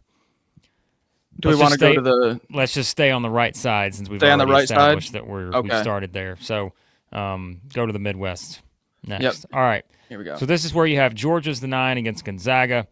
You've got Kentucky as the 3. Texas, we know, now in to play Xavier in the first 4. Winner gets Illinois, and then we have Tennessee down there as the 2. I'll give you my initial thoughts, just like I said a minute ago. I think this sets up very nicely for a Tennessee-Kentucky showdown in the Sweet 16. Yep. I just think that the path there for both of those teams sets up very well, and I know that may be the one that it may be the one that both fan bases were dreading, because for Tennessee, they've seen Kentucky beat them twice. For Kentucky, they think it's hard to beat a team 3 times, especially maybe the way Tennessee's playing right now. So I think this is a fascinating setup here at the bottom of the bracket. This is the region of chaos for me. This is going to be an absolute mess on my bracket. Absolute mess. I think if you guys have been, you guys been in here for all the, whoa! Something else I need you to track while we're doing this, and I know we got a lot going on here, but we need to see what these opening lines are too, because that is fascinating. If Michigan's only a 3.5-point favorite against San Diego, I can give you some guesses if you want them on any game. By the way. Well, no, we're going to get the actual line. They'll come out. We soon want to know enough, exactly. Yeah. No, they're out. Yeah. All right. Wow. Where'd you see those odds? I'll find them here. I guarantee you there's a place that's kind of a hub. But continue your thoughts, and we'll get to it shortly. Yeah, this is just I've been picking Houston to win it all, like almost every gut bracket, and you're telling me they're going to have to play Gonzaga or Georgia. And by the way, I know everybody loves Gonzaga because they're top 10 in Ken Pom and really good in the predictives. This is a Georgia team that beat St. John's. And when you're talking about March Madness in the first round, public money has a lot to do with it. And I would imagine Georgia is probably going to be the least public play of the entire first round. It can be like 90% of the money on Gonzaga. I would not count out Georgia like 99% of people are going to do. Either way, Gonzaga or Georgia is going to be a single-digit spread, tough game for Houston. Clemson, McNeese, I want nothing to do with them. Clemson's beat Duke and has some of the best rebounding in the country. I think it sets up real nice for the Cats. I love this for the Cats. I do not like Illinois that much. I'll probably pick Texas to win that. I'll pick the 11 to win that, whether it's Texas or Xavier. I like the Cats there to win too. And then I like Tennessee I think UCLA has some schematic stuff that could keep it slow and close with Tennessee. But with UCLA traveling across the country, I like Tennessee. I think we are headed to a Tennessee-Kentucky rematch. All right. They are used to traveling, so there's that. I'm going to break the programming schedule here because we need to get these lines, and here they are. You got them? Okay. Yes, get yourself ready via FanDuel. Here we go. Texas, 2.5-point underdog against Xavier on Wednesday, 5:40 p.m. Central Time. By the way, do we have – no, they don't have the right game times. Okay, hang on. Okay, so that's your opening one. Arkansas, guess the line versus Kansas. I know people are already spoiling it in the chat, but we're going to play guess the line here. Plus 4.5. 4. 5.5. Ooh. Georgia, Zags. Plus 7. 5.5. 6.5. Georgia the underdog. So just keeping track here so far, folks. Keep this in mind. The SEC is underdogs in the first 3 we've talked about. All right. Tennessee, Wofford. Minus 25. That's too high. 22. 19.5. Texas A&M, Yale. Texas A&M minus 6. All right, we got to speed up on these. Chris, Just pick a number, Chris. Stop looking at Ken Palm. 8. 7.5. All right, that's an interesting, though. Keep that in mind. 7.5 for that one. Michigan, San Diego. What did we say a minute ago it was? 3.5, right? It's 2.5. Yeah, it is moving fast in favor of the Tritons. Missouri, Drake. Bigger than you'd think. Drake plus 4.5. Missouri and 7. 6.5. Mississippi State, Baylor. Baylor by a point. Pick 'em. Baylor by 1.5. Alabama, Robert Morris. I'm just gonna say minus 25. Just pick a number here. Let's I don't know. Come on. What do you got? 22. 20.5. Vanderbilt, St. Mary's. St. Mary's St. and Mary's. 6. Minus Too high. 2.5. 4.5. Florida, we're not spending our time on this. Florida 27.5 against Norfolk State. UConn, Oklahoma. Now this one is intriguing. Pick 'em. No, it won't be a pick 'em. Connecticut and 4. 3.5.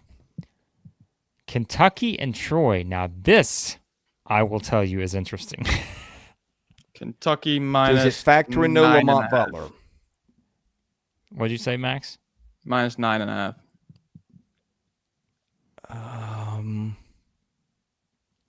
Kentucky and 12.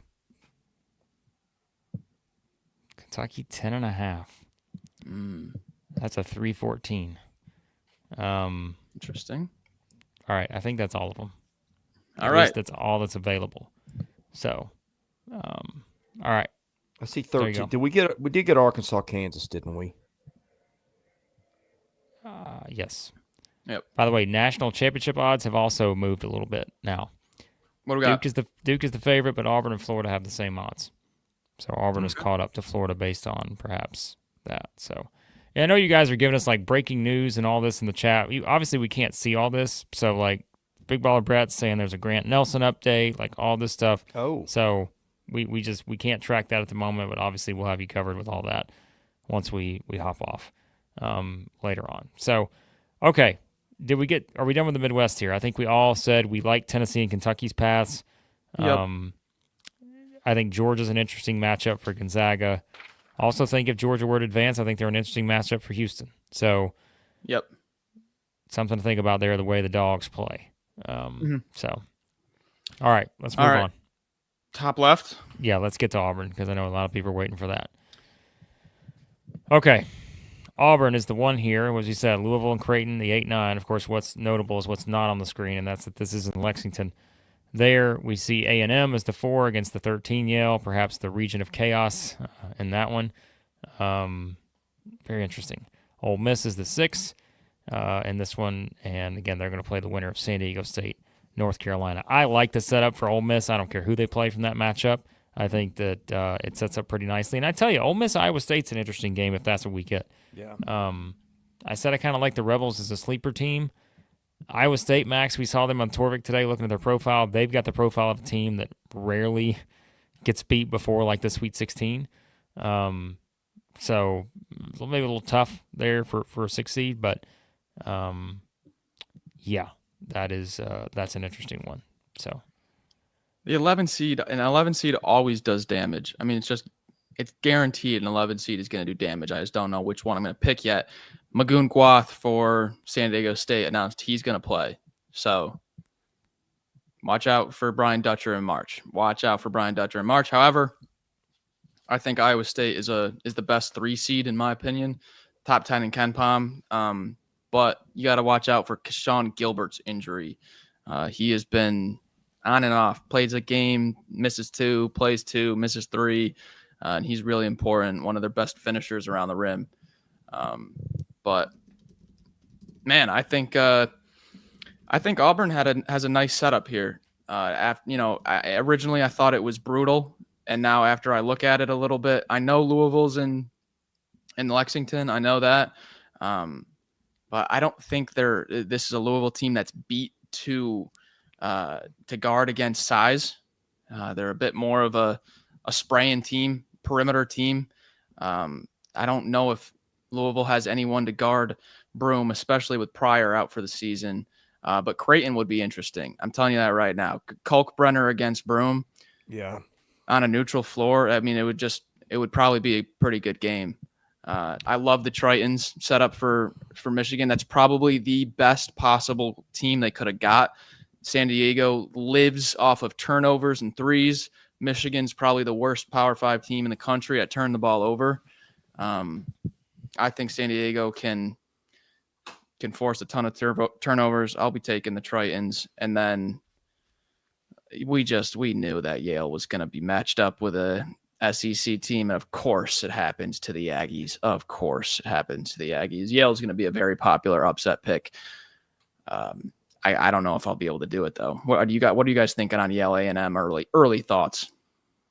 I'll just tell you, I think Auburn's toughest game is going to come in their second one. Because I like them again. And I know people say A&M beat Auburn and all this other stuff, but I think Auburn's toughest game is their second round game. I like them against any of those 4 teams in the Sweet 16. And I honestly think the way that they would match up against the other teams at the bottom, I would like that pretty well too. Yeah. I think it's just, again, you have that tricky Lexington situation where you're playing Louisville, all those kind of weird things that factor in there. But I also don't think we can just sit here and say that Louisville's going to advance. Like, I think everybody's like it's a given that Louisville's going to beat Creighton. I wouldn't go that far. So let's not just act like it's the automatic setup that Louisville's just going to completely advance, right? We've seen Creighton's have some success in this tournament. And so I don't want to make too much of the whole Louisville and Lexington angle when Louisville has to win a game first. So does Auburn, but you get my point. So I think that's it. If they play Louisville in the second round, I think that's kind of tricky. Because I think Louisville has played well, but they've done it again in the ACC, and I think Auburn has proven itself in a tough SEC. I like the matchups there at the top, and I think where maybe it gets a little interesting is what happens at the bottom. Where, like we said, I think Iowa State's got a pretty good profile of a team that can make a deep run. I think Michigan State's got the profile of a team that can make a Final Four, and I also don't know why New Mexico State is listed as the 10 because that is simply not true.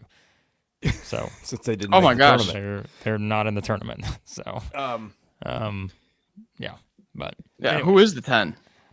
New Mexico. Yeah, difference. Yeah. I have one little thing here that's kind of interesting. First of all, I think the pairing, the 5-12, 4-13, we all agree that's the most interesting quadrant of 4 and 5s. Okay. Yeah. If A&M gets out of that and gets to rematch with Auburn, you do have the free throw thing we talked about. We know A&M likes to get to the line, and we know Auburn has gotten in foul trouble. A&M can frustrate you. We saw how Auburn didn't always keep its composure. That is the one little sleeper storyline there, I think. I would like Auburn in the rematch. I know that's the thing. I'm not sure they're getting there, but if it did happen, obviously that would not be the favorite thing you'd like to see if you're Auburn. Breaking news: New Mexico State got in. Oh man, we joke about it. I might pick like New Mexico to win 2 games in this. It's possible. Setup. It's possible. Yeah, I might too. I might take a stab on New Mexico. It's possible. Winning 2. Because if you think about it this way, but they have Iowa State. You could get an Iowa State Auburn rematch. That was one of the best games of the non-conference. Iowa State zipped out to, it was like I don't know what the lead was, but it was a huge lead, and then Auburn comes back. Yeah. Rematch at Iowa State Auburn would be incredible. 2 top 10 teams on KenPom. Let's also just quickly reset here. If you don't think it just means more today on Selection Sunday when the SEC sets a record with 14 teams in the NCAA tournament, there are 2,400 people out there watching between YouTube and Twitter right now. 2,400 people are tuned in to the top conference in college basketball heading into the NCAA tournament. If you're watching, let us know where you're watching from. We don't want your address. Just give us, your location. Again, we don't want your specific location. Just give us some sort of geographic region that you're watching from. Let us know in the chat. Always enjoy that to see where everybody's watching. We know people are watching all around the world. We've had people watching from Japan. We've had people watching from all over the place out there. Let us know where you're watching from here this fine Sunday. Selection Sunday. Look at this. I told you. Worldwide. Told you guys. They're everywhere. We got, we're in Spain. We're on all over the place. North America. Nice, Nick. Always Nick weighing in. He's watching from North America. We appreciate that. So, Timmy's in his mother's basement in St. Louis, Missouri. He says, it's a place to be. Earth is another popular one. Tokyo, Japan, weighing in. South Korea represented. Muscle Shoals. Murfreesboro. Tremendous stuff. Sam is watching from Uranus. All right, we'll cut it off there. Needless to say, we feel pretty good, I think, about potentially for Auburn. We'll get back to it, guys. Don't forget, we will be doing a gut bracket. We're doing a whole bracket. We're doing a whole bracket. We're only about halfway through. This show is going to last hours longer, so just get ready for it. There you go. So, okay. The West, Florida, we know is the one. They could have a matchup with Oklahoma. So we have, 2 potential SEC on SEC matchups, as we could have Alabama, Vanderbilt, and we could also have Florida, Oklahoma. Oh, wait, no, we could also have Kentucky, Texas, based on that setup. So another one there we could see. Trying to get all these SEC. I see what the committee did here. Mm-hmm. Trying to get all these SEC teams knocked out before we get to the Sweet 16, huh? Pairing them together. Or it's because they didn't have a choice because there were that many teams in, which we know is the case here. So there's your setup. Missouri, as we said, the 6 against 11. Drake, and then you've got Arkansas down there as the 10 against Kansas, and then potentially St. John's after that. So a lot of SEC flavor in this particular part of the bracket. I really like this region. I really like it. I like Colorado State. I like Grand Canyon. Oh, gee. See, this is the problem, though. This is the problem. I like pretty much every single one of these upsets. All of them. You're picking all of them. Yeah. How worried are we about Missouri Drake for real? I don't like the draw. I'm just gonna very worried. I'm the ultimate pessimist when it comes to Missouri. We know this, but I don't like the draw. Yeah. Drake has lost. They've lost 3 games. Yeah, and let's just pull up Drake's profile if we want here. Let's pull this up. They're 30-3. They play the slowest tempo in the country. They force a lot of turnovers. Good offensive rebounding. It's a good rebounding team, period. They get 22% of their points from the free throw line, which is 40th nationally. So that's something to keep in mind. 2 teams here, they're going to get to the free throw line or want to get to the free throw line.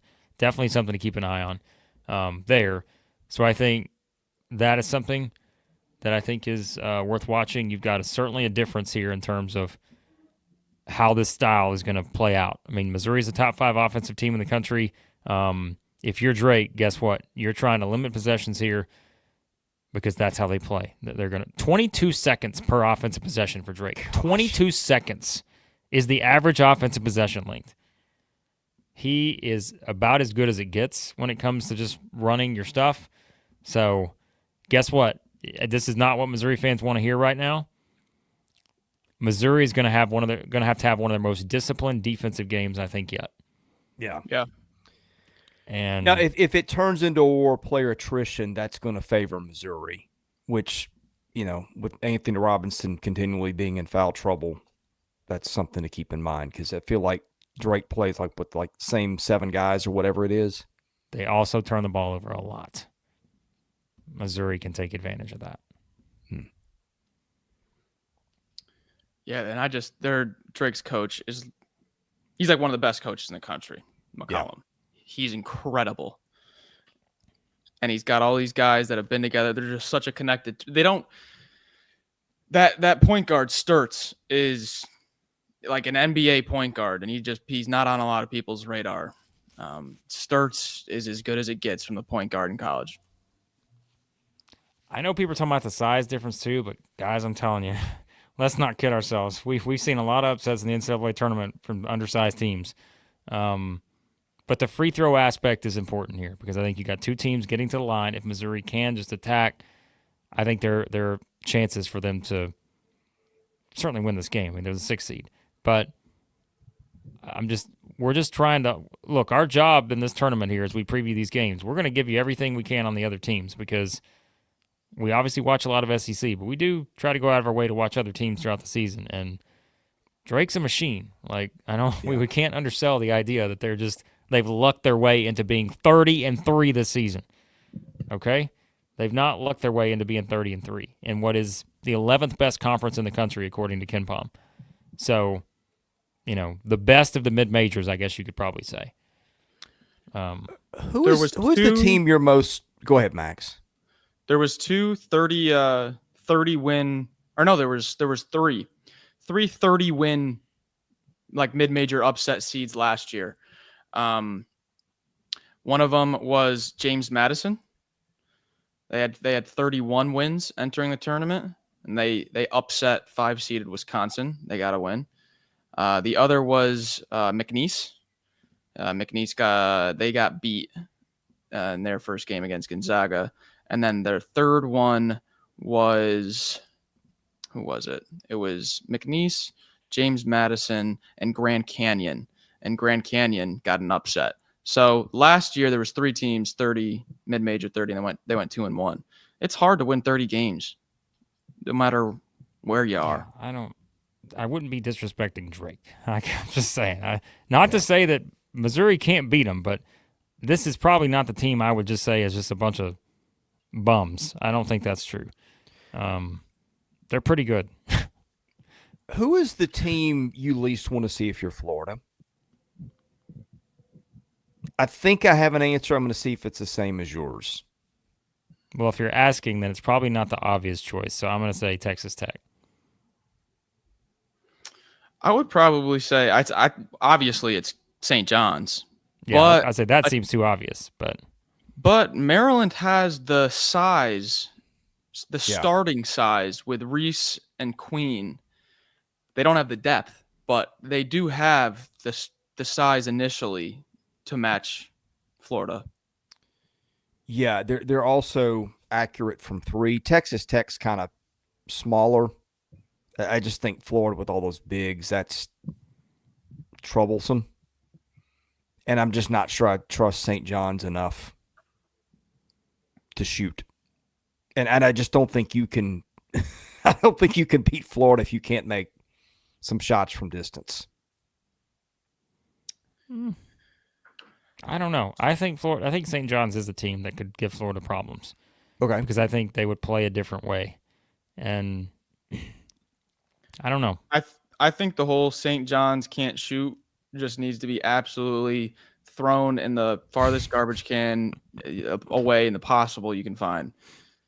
It's just how Rick Pitino plays. He won the national championship with a team that shot like 30% from 3, like one of the worst. Yeah. There's only been 2 teams that have made the Final Four. It's like something like 32 or 31%. They shoot lower than that, and Rick Pitino has both teams. They've got the number 1 defense in the country. They've got one of the best point guards in the country. They got the Big East Player of the Year on the wing. Zuby Ejiofor is an absolute monster. I think St. John's is absolutely as legit as it gets. Guys, they've lost 1 game since December 31st. What the hell are we doing here? They've lost a single game by 2 points since December 31st. Their entire season, they've lost 4 games. Double overtime by a point to Baylor. 3 points to Georgia, both in November. 1 point on the road at Creighton, 2 points on the road at Villanova. That's it. Okay, but the Big East was not exactly an offensive juggernaut. I'm just saying. I think we're just. I'm not saying they're not any good. I'm just talking know, about trying I to know. play with Florida. Listen, anybody. They replace St. John's with literally anyone in the country right now. I don't know if anyone wants to play with Florida. No. But I don't think St. John's is the best. I don't think they're the best matchup like some people may think they are. And also, by the way, they got Rick Pitino coaching them, and that's going to count for something anytime I'm picking a game. So it's got to count for something. So I like Colorado State a lot here, especially with the Tyrese Hunter injury. He's with the boot, with crutches, and he is his breakout from the perimeter, shooting like his previous career high was like 53s. Right now, he's like in the mid 70s. Tyrese Hunter, he's just been unreal for them. So with him out, and Colorado State, one of the hottest teams in the country, I like them to win 1, maybe 2 games here. I'm all in on Colorado State. Memphis as a 5 was an awful seeding. I think, what were they projected at, 8 or 7? 8. Yeah, I really like Colorado State here. I do too. Florida fans are just they're just out to get St. John's. They hate them. They're setting the line at 25 against the Red Storm. All right, That might be a little aggressive. I'd be careful. But be careful with that line. Anyways, so all right. You guys can't be serious right now. Like, we can't be serious with Florida. Like, if you guys think we're knocking Florida, are you kidding me right now? Who said Florida couldn't beat St. John's? We are sitting here talking about teams that are good. We're talking about a team that's seeded number 2 in the NCAA tournament in St. John's. Where have you been for the past however long we've been talking about the Gators? We picked them as the national champions in back-to-back gut brackets, all this other stuff. What is going on here? Don't just tune in and throw out the nonsense when it comes to the Gators. So, my goodness, the Gators, the favorite to win the whole thing. Actually, they're second now behind Duke. But, holy cow. I will Let's be get out of shocked this if West we don't all region, have, please. if We don't spent all 20 have minutes on Florida it. in the Final Four. Holy cow. Yeah, I think the West region, like when you're looking at your bracket pools, it's going to be like 80% of it is going to have Florida in the Final Four. You might get a few St. John's, and you might get 1 or 2 people that try to get like real cheeky with a Cinderella, but it's going to be pretty much everyone is just going to pencil in Florida right to the Final Four. I think so. So if you're trying to win your bracket pool, I think you got to like this is probably like your only chance if knowing everyone's going to pick Florida here. Who do you go with? Like you said, do you go with St. John's? Do you go with Texas Tech? Do you pick like a – because the thing is, if you're doing like a bracket thing, you got to – it's going to be hard to keep Florida out of the Elite Eight, like, period. So then you just got to figure out who you're going with at the bottom of the bracket. So, I don't know. May I take a quick sidebar? Where are we going? Can we get the West off the screen here? We've had this on here for 25 minutes, I think. We spent a lot of time on the West, and I know people are going to come back, and then it's going to be, well, you didn't spend enough time on the East and all this, but we'll go back to them all in a second. This was partially in response to the question about West Virginia being the biggest snub. Do you know how many of the 111 brackets West Virginia was in on Bracket Matrix? 111? 111. Yeah. Yeah, they got snubbed. North Carolina was in snub. 27. Yeah. Yeah. The absolute snub. West Virginia beat Gonzaga, Arizona, Kansas, Iowa State. Yeah. I wonder what the like the reasoning is that they gave on the show. I mean, they're 53 in Ken Palm, which isn't great, but I think that's 2 spots behind Memphis, which got a 5. Yes, that's correct. So again, it's committees doing what committees want to do. Was Memphis like the most misseeded team? I've got this thing where I've kind of taken an average of Ken Palm, Evan Mia, Bart Torvik. Not where they had him rated by the teams, but like the number next to him. Memphis is number 50 in that. And Memphis got a 5. When we were doing lines a minute ago and I was making guesses. What's that? What does 50 normally get? Out of the tournament, probably. I'm looking at, okay, here's the teams around Memphis in that. 47 Indiana, 48 Utah State, 49 West Virginia, then Memphis, then San Diego State, Drake, McNeese with a 3 right behind them. Yeah, by the way, Colorado State, by this would be about a 2-point favorite over Memphis, and that's without the Hunter injury. So, again, what in the world were they doing as a 5? Yeah, Colorado State would be favored according to what I have. Yeah, I love. See what the actual line is, if you don't mind. All in on them. Yeah. In North Carolina's defense, North Carolina would have been 32 in this. I still would not put them in because they didn't beat anybody. You have to beat somebody. I'm just saying the computer models did like them, but that shouldn't win the day when you are 1-11 against Quad 1. Yeah. Okay. Let's reset here. All right. We need to get to some chats here. You guys are pointing out in the comment. I'm worked up over the Gators. Just don't come in here and tell us that we're disrespecting the Gators. Come on, folks. We love the Gators. Are you kidding me right now? Don't tell us that. We've been picking the Gators. I think the whole topic was just what team could best put up a fight. Believe it or not, we're going to talk about the other teams in the tournament now because we have to factor that in when we're talking about matchups and all this other stuff. So, come on. Tommy H. You think we're going to be out here disrespecting Tom H? Come on. Max and I were both at the same time today on the second row as Tommy H comes over for his post-game interview. Max and I at the same time think to pull out our phones and get a picture of Big Tom right there in front of us, in the flesh. Thomas Houck. It's our guy. Number 1. Anyways. All right. Let's get to some other stuff here. Of course, what a great segue. Me trying to get off this topic, and then Quinn comes in with a $20 super chat to say that St. John's going to beat Florida. Well, that was quickly. We knew exactly. We tried to detour, but we came right back. So, anyways, we appreciate you, Quinn. The chat's not going to appreciate that. $15 though from John. We appreciate John as always. As a Vol fan, not upset with Tennessee's draw. I agree with that, John. I agree. Yeah, I think. I like it for the Vols. Again, that Kentucky rematch, that's a little tricky based on what's happened before, but we'll talk about it. So, all right, let's get to some other stuff here. We've got these two super chats. We got to keep going through. $5 here from Timmy. Fun fact, the Missouri game. Drake's top 4 scorers and coach came from Northwest Missouri State. Yep, last year, home state showdown. Yeah, it's going to be interesting, isn't it? So, there you have it on that. Chase with a $2 super chat. Does Calipari make it out of the first round?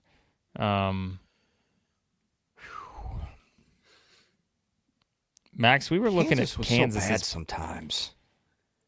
We were looking at Kansas's profile on Torvik today, and it pretty much said, I think it was like round of 64, round of 64, round of 64, round of 32, round of 64, round of 64. So, like, they're a team with a profile that gets beat early. So...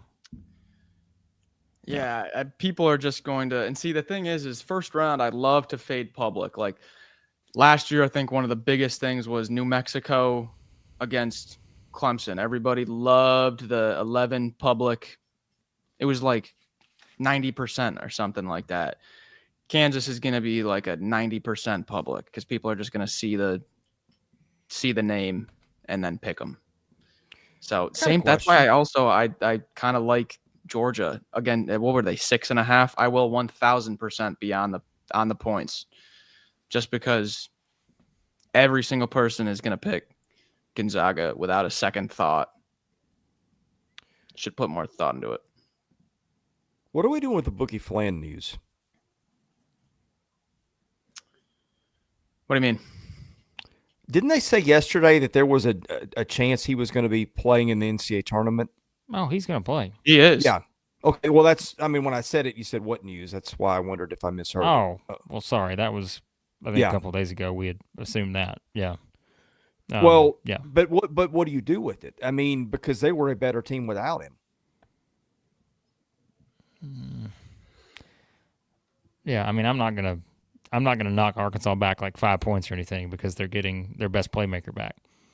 So I understand there's something to that, but if you can have Boogie Flan on the floor, I think you're gonna have Boogie Flan on the floor. Do you bring him off the bench for, in a timeshare?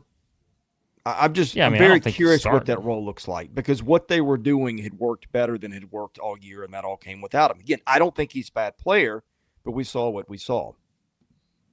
Yeah. Yeah, I don't know what to expect, to be honest.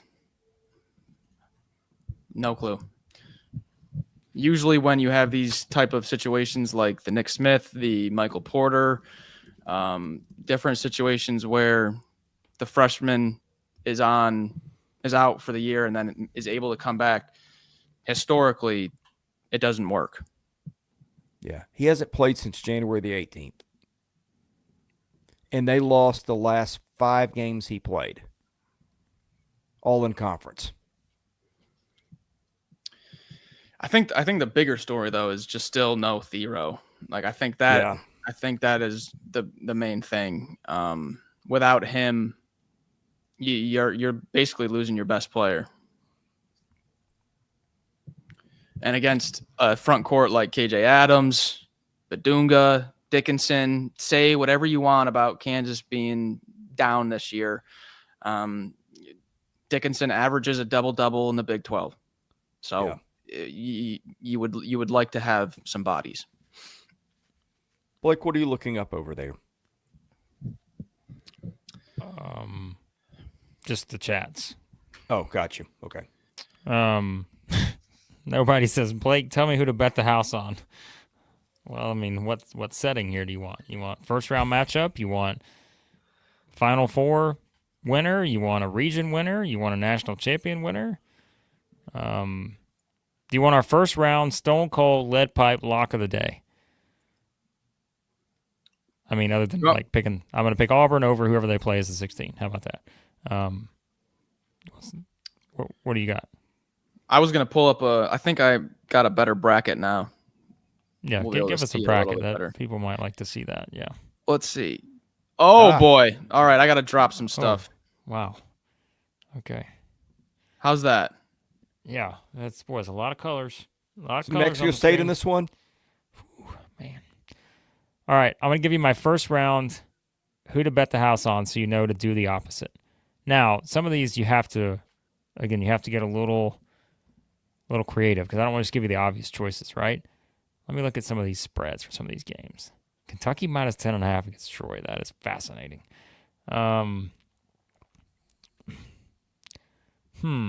Who do I want to put the Southeastern 16 kiss of death on right away with this first lock? Your initial gut lock, first round lock? Yep, I got it. Michigan over San Diego. I see what you did How about there. that? How about that? I don't like San Diego being just plus 2.5. I know. I don't like which that. Which is why I'm picking Michigan. I don't like that at all. I know they're really good and probably one of the better upset teams, but I mean, a layup spread? Are you kidding me? It's still a 5-12. Didn't Michigan just win the Big Ten and play 2 7-footers? Yeah. I mean, geez, I feel like that's pretty disrespectful to Michigan. That's one I would keep an eye on. I think we admit maybe we were responsible for the San Diego. Did we do that? You guys did talk them up for a month. So there was that. Look, it's like people are like, it's a cop-out answer. I don't know about that. Like, this is a 2.5 point spread between a 5-12. Like, That to me tells you that all the stuff's in on San Diego. But you want an upset lock? How about this? Let's give you an upset lock. Okay. The 11 over Illinois. Man, where is that at? There's so much on the screen. Texas or Xavier. Yeah. Okay, Bottom that's right. mine. I like Texas that. or Xavier, whoever wins, they're beating Illinois. I like that. Okay. I love a play-in game team. they did just beat Michigan and Purdue this month, and they were sick / not healthy a good bit of the winter. I'm just saying. I think everybody is down on Illinois, but I'm wondering if it's maybe a little overblown. They do have Brad Underwood. Also, Colorado State, but I already said that. They're sharpied for me. Yeah. All right. What else we want to do? We can go. We just hit the 2-hour mark. By the way, we have 2,500 people watching. If you're in here, hit the like button. That helps us out. Hit the subscribe button. That also helps us out. Super chats are welcome, as you know. And again, the more super chats you leave, the more videos, and we'll just keep this thing going all night. But yeah, and like we said, these are initial thoughts. Keep in mind, we're going to go through and break down every single game in depth.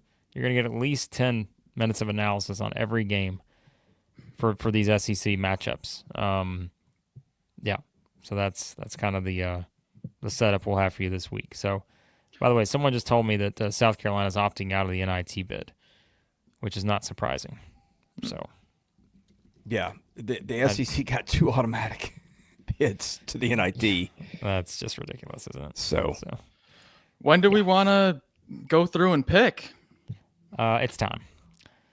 This okay, is the time I will you've been be waiting back for. in 30 seconds because the Diet Dr. Pepper and A&W is catching up to me. Yeah, okay. Diet Summit Cola catching up. So, yeah, hey, the line on the Kentucky-Troy, it's 10.5 Kentucky. So, yeah, 10.5 at FanDuel right now. So that's your number at the moment for that game. So, by the way, we'll get game times and all that here soon. As soon as they come out and we get all of them, we'll read them to you guys before the end of the stream if we get those. And if you're getting that 10.5 with Kentucky, I would get it quickly because it's moving in their favor. Yeah. So again, we read those lines earlier. If you want to scroll back, we did do that. And again, you'll see some shifting here on these over the next little bit, and we'll find out what it looks like there. So, all right. Is it time? Come on now. Are we ready? Let me get this out on Twitter so everyone can overreact whenever we make these picks. Hold on one second.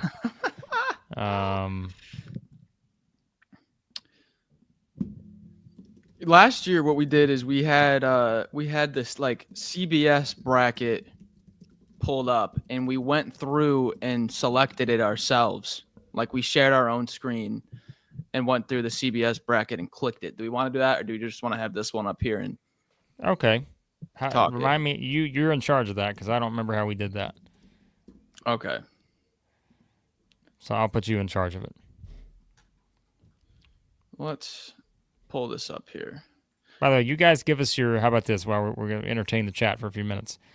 Give us your 7 seed or lower that you see as a sleeper pick. 7 seed or lower that you see as a team that can win multiple games, perhaps an Elite Eight, Final Four type run. Is there a 7 seed or lower you're intrigued by in this tournament? Let us know your choices in the chat. So SEC teams in there. it would look like something like, let's see if this works. It would look something like, if it ever loads for me, like this. Mm-hmm. And I would just go through and, you would just make our picks and then we make your, okay. so that. you can see Let's it. do that. Does that work? Let's do that. Yep. Oh, geez, but it keeps like flipping out on me. But we do have to go one at a time, right? Then instead of us, Yeah. So we should probably scrap this. Yeah, I think we'd have to go one at a time. Audible. Timeout. Call it timeout. Yeah, let's be honest. Get the trip together. 3.5 hour, 4 hour stream. This is not. This is our least coordinated stream of the year. So, all right, we're gonna make our picks here. Let's do it. All right. Are we ready? Here we go. Are we going one at a time? Because we're gonna have a million different. We got to go one at a time. Okay, we're gonna have a million different. All right, let's do it. Things. All right, so we're gonna start. Are we gonna do a consensus? No. No. Okay. All right. And then again, we will break down these games further along the way, and we'll figure it all out. So this is an initial gut bracket. Yeah, I looked at our timestamps from last year, and we did like a full hour of this. So I don't know if we want to go that long. We could probably. We won't go a full hour. We will go faster. This is a Yeah. gut bracket. Remember, we are going to do our previews, our predictions, all that. This is a gut bracket. Keep that in mind. I almost got to stand up for this. I'm gonna pull the mic off here, and I'm gonna stand up and do this Pat McAfee style. All right, we're gonna start in the South. Are you ready? So Who's going Max, first? who you always go first, so you get to go first. All right, in the South. I'll go first. All right, I'm going. I'm gonna read them off to you, and you're just gonna make your picks. That way we can. Yep. Okay. Yep. You're obviously gonna advance Auburn, Louisville, Auburn. Creighton, 8-9, Creighton, Michigan, San Diego, 5-12, Michigan, Texas A&M, Yale, 4-13, Texas A&M, Ole Miss 6 versus 11, San Diego State, North Carolina, Ole Miss, Iowa State 3, Lipscomb 14. Iowa State, New Mexico. Marquette 7. Oh, yeah. You just go on. I love them that much. All right. Michigan State advances. All right. Yep. Next. We have Auburn beating Creighton, Texas A&M beating Michigan, Iowa State beating Ole Miss, and New Mexico is my South upset team beating Michigan State. And we then like them on Torvik. Yep. And then I'm going to go Auburn over Texas A&M in the rematch. They get their revenge. And then I'm going to go Iowa State over my upset New Mexico. And then in the rematch of Auburn and Iowa State, oh my goodness, the gut is telling Maxie, go with. I know you're picking. Come on. The Tigers. Auburn, Final Four. All right. Chris, here we go. All right. Auburn, Louisville, Michigan, Yale, Ole Miss. I want to do it, but I can't. Iowa State, New Mexico, Michigan State, which leaves me Louisville and Auburn. I will take Auburn. Michigan and Yale, I'll take Michigan. Give me Ole Miss over Iowa State. And I'll take Michigan State over New Mexico. So we're left with Auburn and Michigan. I'll take Auburn to the 8. And I've got Ole Miss and Michigan State. I'll take Ole Miss to the 8. Nice. And then give me Auburn. Okay, Blake. All right. Auburn, Louisville, Michigan. I just looked up a stat because I wanted to make sure I have this right. I am not as high on Yale as I was previously. Oh, okay. Yet I'm still pretty high on Yale. Yale, Ole Miss, Iowa State, New Mexico, Michigan State. We're not. I don't know if we're doing this right with New Mexico. We're all picking them. Not sure about that. Auburn over Louisville, Michigan over Yale, Iowa State over Ole Miss, Michigan State over New Mexico, Auburn over Michigan, Michigan State over Iowa State. I'm going to go with what I said earlier. I think Auburn's toughest game could be their second one. I'm going to go Auburn to the Final Four. There you go. In the South. All three of us picked. So what was your Elite Eight? I had Auburn, Michigan State. Chris? Auburn, Ole Miss. And I had Auburn, New Mexico. So we all went a different kind of lower. You had New Mexico? I know I had Iowa State. Iowa State. Yeah, sorry. yeah, okay. Yeah. Iowa State. Sorry. Yeah. All right. All right. to the west, like, let's just call this what it is, okay? I got a feeling who we're all picking, but let's find out. All right, Max, your turn. I don't think Go. there's going to be a lot of mystery here. All right. I'm going to go Florida,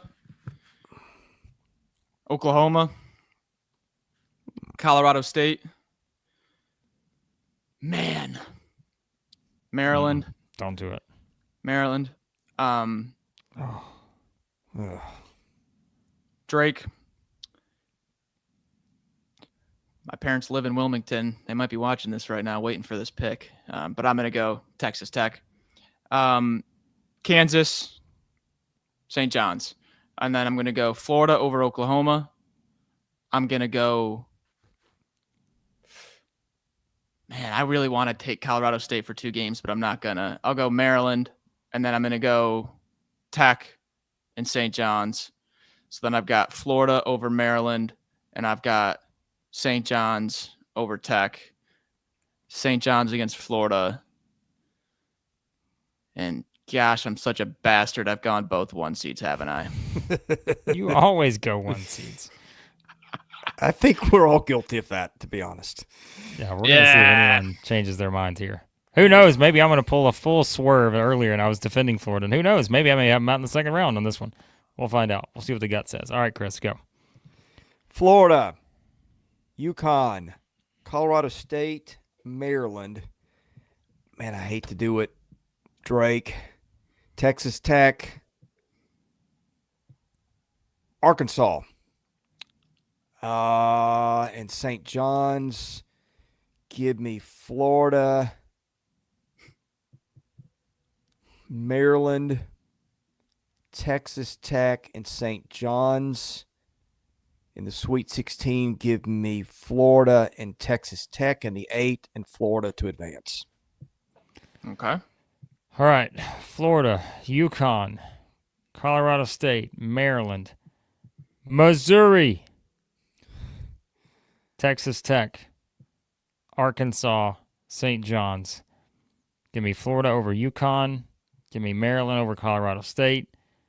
Give me Missouri over Texas Tech. Ooh. Give me St. John's over Arkansas. Give me Florida over Maryland. Give me St. John's over Missouri. Give me Florida over St. John's. Chris, did you didn't have St. John's, right? You did Tech? I had Texas Tech. All right, we were a bit more aligned on that region, though. All right. We've went 1 seed. Do we want to go up to the East? All right, here we go. To the East. All right. The Dukies. Now, this is full strategic.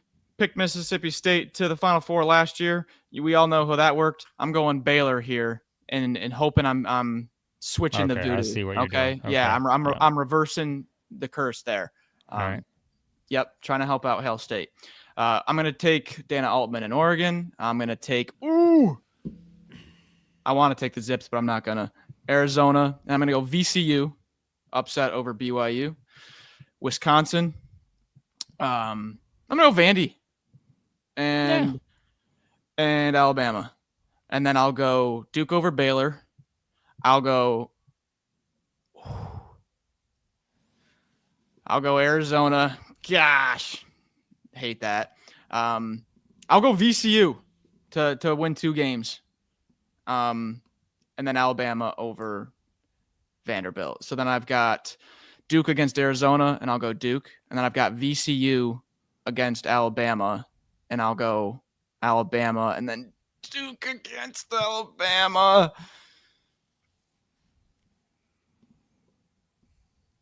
I'm gonna go Duke. All right, I got a plan here. Okay, I went 3-1 seeds, but just get ready. But he's got something big brewing in the Midwest. All right. Jeez. All right, come on, Chris. Get this chalk guy out of the way. Come on. Duke. I'll go Chris Jans. Boy, this is an interesting Blake, you're big on Oregon, and I'm gonna take your word for it. They have beaten a lot of big teams. I'll take them there. I'll take Akron. BYU. Wisconsin. Tell you what, Vandy matches up a little bit better than St. Mary's, what I thought. I'm going to take Vandy there and Alabama. That leaves me, I'll take Duke to beat Mississippi State, Oregon over Akron, BYU over Wisconsin, Alabama over Vandy, which leaves us Duke and Oregon. Give me Duke. Chris, you sound thrilled. Like, these are the most thrilling picks I've ever heard. Come on. Like, this may sound very different tomorrow. Well, here's the problem.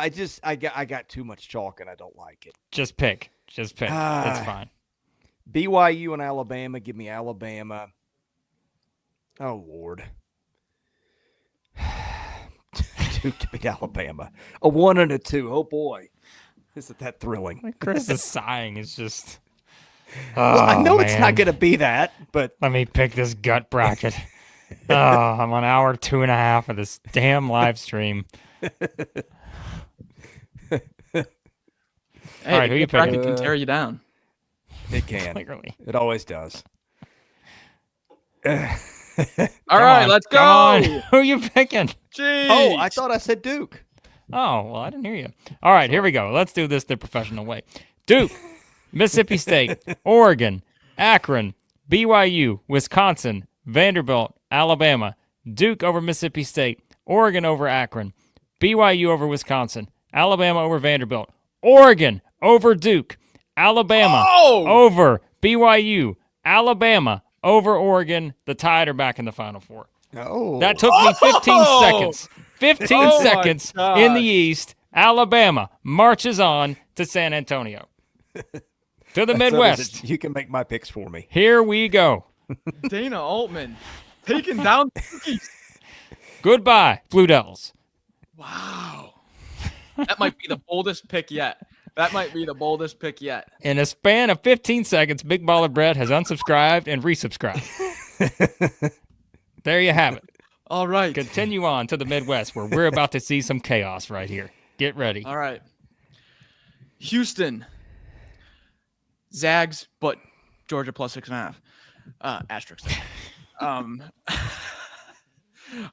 We're gonna go Clemson. And then we're going High Point. Upset. We're going Texas/Xavier upset. We're going Cats over Troy.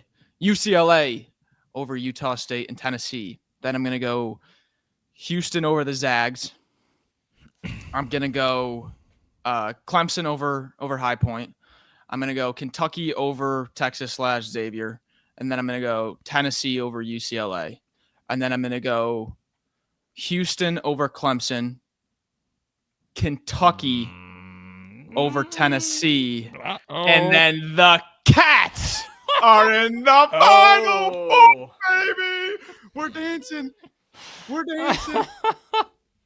The Cats are in the Final Four.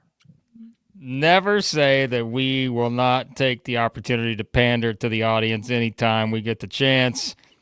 Kentucky fans, you're all in on Max Barr right now. The Cats. And look at this. Everybody coming in. Yeah, baby. Go. You're my new best friend. Like, God, I love you, Max. Like, you are getting all kinds of just incredible stuff. Holy cow. Do we got all Tennessee fans out there? Just all be ready. Okay? And then we got this one. Max must have smoked one. That's what we got there. All right. Chris, your turn. Let's see how chaotic it gets here. Well, we have three choices. We can go chalk. No, you have one choice. Start picking. Come on, man. Start picking. I want 15 seconds from you out of this. That's it. 15 seconds. I did the East in 15 seconds. You got to do the Midwest in 15 seconds. Oh, Lord. You kill all the fun around here. Houston, Gonzaga. McNeese. Ooh, Really nice. push that one out. Nice. High Point, why not? Nice. Illinois to beat Texas, Kentucky, Utah State, Tennessee. So we got Houston and Gonzaga. Give me Houston. I've got McNeese and High Point. Give me McNeese. Wow. Kentucky over Illinois, Tennessee over Utah State. So we got Houston and McNeese. Is that what I got? Yeah. Give me Houston. Give me Kentucky. Give me Tennessee. So I got Houston beating McNeese. I got Tennessee beating Kentucky. I'm going to have one seeds all across the board if I don't do this, so give me Tennessee. Okay. All right. Start the timer. Here we go. This is how you do a gut bracket. Here we go. 3, 2, 1. Houston, Gonzaga, Clemson, High Point, Texas, Kentucky, UCLA, Tennessee. Houston over Gonzaga is not the way I'm going to do it. Gonzaga over Houston. Wow. Oh! Clemson over High Point. Kentucky over Texas. Tennessee over UCLA. Oh, who do I have here? Sorry, I forgot. Gonzaga and Clemson. Give me Clemson over Whoa. Gonzaga. Okay. Wow. Tennessee over Kentucky. Tennessee over Clemson in the Final Four. You two. Do you guys realize what I've done? Do you guys realize what I have done in the gut bracket? You went all SEC. I've got an SEC Final Four. Oh, so good. You got to be feeling good. So Can you your Final imagine if Four that is happened? you got Auburn against Florida, Alabama against Tennessee. I did not think it was going to go that way. I'm not going to lie to you. But the gut gut said bracket, different. It's a gut bracket. It takes you where it needs to go. You go with your gut. Okay? Lord Withrow says, you know what? Kick Chris and Blake out. It's a one-man show with Max because he's the only one that picked Kentucky. So, there you go. Also, So if it's an all SEC Final Four, we have to go, right? Like I just saw the Final Four in Nashville this week, Yeah. and I want to see it again. that is exactly what it was, wasn't it? I saw all I need to see. I said, these are the 4 best teams in the country. Give them to me. That's what the gut says. Hey, there could be something to that. Maybe it's like, the gut was courtside, and it thought, you know what?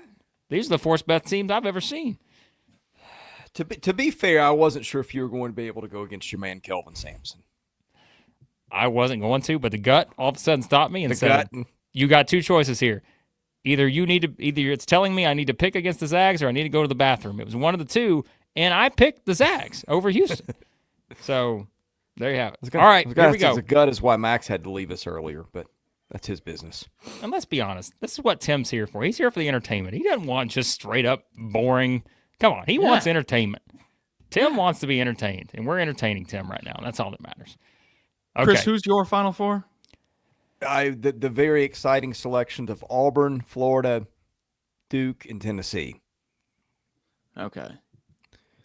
Now to be fair, I do felt like we had a consensus top 6 in the country at the end of things. This isn't being. We don't try to be fair here. This is the gut. We don't try to justify any picks other than it's a gut pick. Okay? All right, Max. Let's go. All right. I've got Auburn against Florida in the Final Four, and I am going with the Gators. Moving on to the championship game. Okay. On the other side, I've got the Dukies against the Cats. All good things must come to an end. And You the run. You have no idea what you just did. You lost a lot of friends there, You buddy. put Kentucky in there thinking you're going to win everybody over, and then when you put them in there against made it Duke and you have worse. them lose, everybody else is out of here. Like, everybody you just brought in just ran out the door and threw their phones because they said, we loved Max Barr for about 5 minutes. And then he Blake- picked Duke to beat us. Like, you know what he did? This is like the equivalent of like you're trying to apologize to your wife for something, and then you inadvertently say something that makes it worse. Oh, no. Look at Bill. Pretty much what just happened. Bill said, God, Max, I love you earlier. Now he said, Max, I hate you. Oh, no. Oh, You know, no. I've just been sitting here soaking this in. Just soaking this in. Oh, Lord. Because you guys didn't let me finish. Oh, uh-oh. Oh, He's going to put Kentucky cut down the nets, isn't he? Good. And I You've said learned all from the good master. things must come to an end. And you guys just jumped to the worst case scenario right away. Throwing me out to the wolves. Throwing me under the bus. Well, let me tell you something. Oh, boy. A brutal year for the ACC is represented by a great run by the Blue Devils, and it comes to an end in the Final Four when the Cats send the Blue Devils packing for the second time this year. And we have a Florida-Kentucky national championship where we already saw this game where both teams scored in the triple digits. Blake, in my time of knowing Max Barr, I've never known the man to tell a lie, but I'm pretty sure he just told a lie. That he's learned from the best. We all know I would have done that same move. Right. Let's not kid ourselves. I would have been at the top of that list doing that swerve too. So I smell jealousy that you guys picked your bracket wrong. That is what I smell. You know. You We flipped do this in a what we hurry, can. my man. All right. You got to pick yours, Chris, then I'm going to pick mine. I'm Gators did it all. taking Auburn. I'm taking Florida to beat Auburn. I'm taking Duke to beat Tennessee. I'm taking Florida to beat Duke. Okay. Well, in the SEC tournament semifinals, also known as the Final Four, Auburn and Florida, the first matchup here. What's the gut say? You can't go against the gut, can you? I've seen the Gators courtside here, and they look pretty good. They're chomping, and therefore I'm going to pick Florida in that matchup right now. On the other side, Tennessee and Alabama. What do you know? Alabama and Tennessee set in that spot. It's interesting because I've also seen that game before, and man, the gut must have said, I can't get over what I saw 7 hours ago at Bridgestone Arena in Nashville, Tennessee, because 7 hours ago. the gut is going back to the SEC championship. High-level basketball was played. I'm going to pick the Vols to advance. A Cinderella story, perhaps, for Tennessee. Zakai Ziegler's final year on the court for the Vols. What a career that Zakai has had. But again, when it comes to this, Metal Roof Quoter, I had to make sure I starred this, said that Blake hates talking about Florida. Well, Metal Roof Quoter, you can quote this. I'm going to pick the Gators to win the national championship. For I don't know how many times in a row now I've done this, but I have fun with you guys. But I'm picking Florida. The gut has seen what it needs to see from the Gators. It's hard to pick against them. So. Well, the Gator hater label got hung on you quickly. These guys are just having fun. We're having fun here. I'm not one to defend you, but that one did feel a little unfair. We're having fun with the chat. Come on. It's March. This is what we do. So it's what we do in Just March. talking a little smack. These is, by the way, these are not our official bracket picks. I want to make that very clear to the 2,800 people currently watching between Twitter and YouTube right now. Not our official bracket picks. So, look right here. Look. Reese Davis, Jay Billis, Seth Greenberg, and Jay Williams all picked Florida to win the national title. Are we talking kiss of death We all style just did here? too, right? We did. We all picked Florida too. So, wow. I'm telling So you. you're telling me that everyone is picking a coach that's never won a national or never won a game in March Madness to win it all. Everyone is picking Everyone. him. That's right. Everyone's Colorado picking beat them last year, right? him. Yes. Yeah. That was a great game too. And then he So what is lost the first round game with Jamari Booyah at San Fran. Hey, Timmy Pizza's here. Says the Gators are immune to the death kisses. So Yeah. yeah. Yeah. So there you have it. But all right. Okay. We're getting Here, a lot real of love quick. in the chat, real by quick. the way. Real quick. And do not try to scan every single matchup and look at the everything just off the Which top widows here. might you be talking to? Everybody. Unofficial Max Bar stat: a 5 seed or lower makes the Final Four every year, or it feels like every year. Who is your 5 seed or lower to make the Final Four this year, given the bracket, given the paths that we have? I'll start while you guys have a chance to look. I would say Clemson. If they're able to get by McNeese, I think they have a Purdue team that is down from previous Purdue years that might get upset by High Point. I think you got a Houston team that's got to worry about their 8-9 game first. And then who knows who they're going to get. For a 5 seed, I kind of like Clemson's path, just given the likelihood, maybe the Zags knock off Houston, maybe Purdue gets upset. You could see them maybe crawling their way into a few games. I'll go on a limb. I'll say Clemson. I was thinking that one too. I mean, statistically, it's Gonzaga, but they didn't beat anybody good all year. If you want to go the reverse route, the team that pulled a ton of upsets was Oregon. Mm. I'm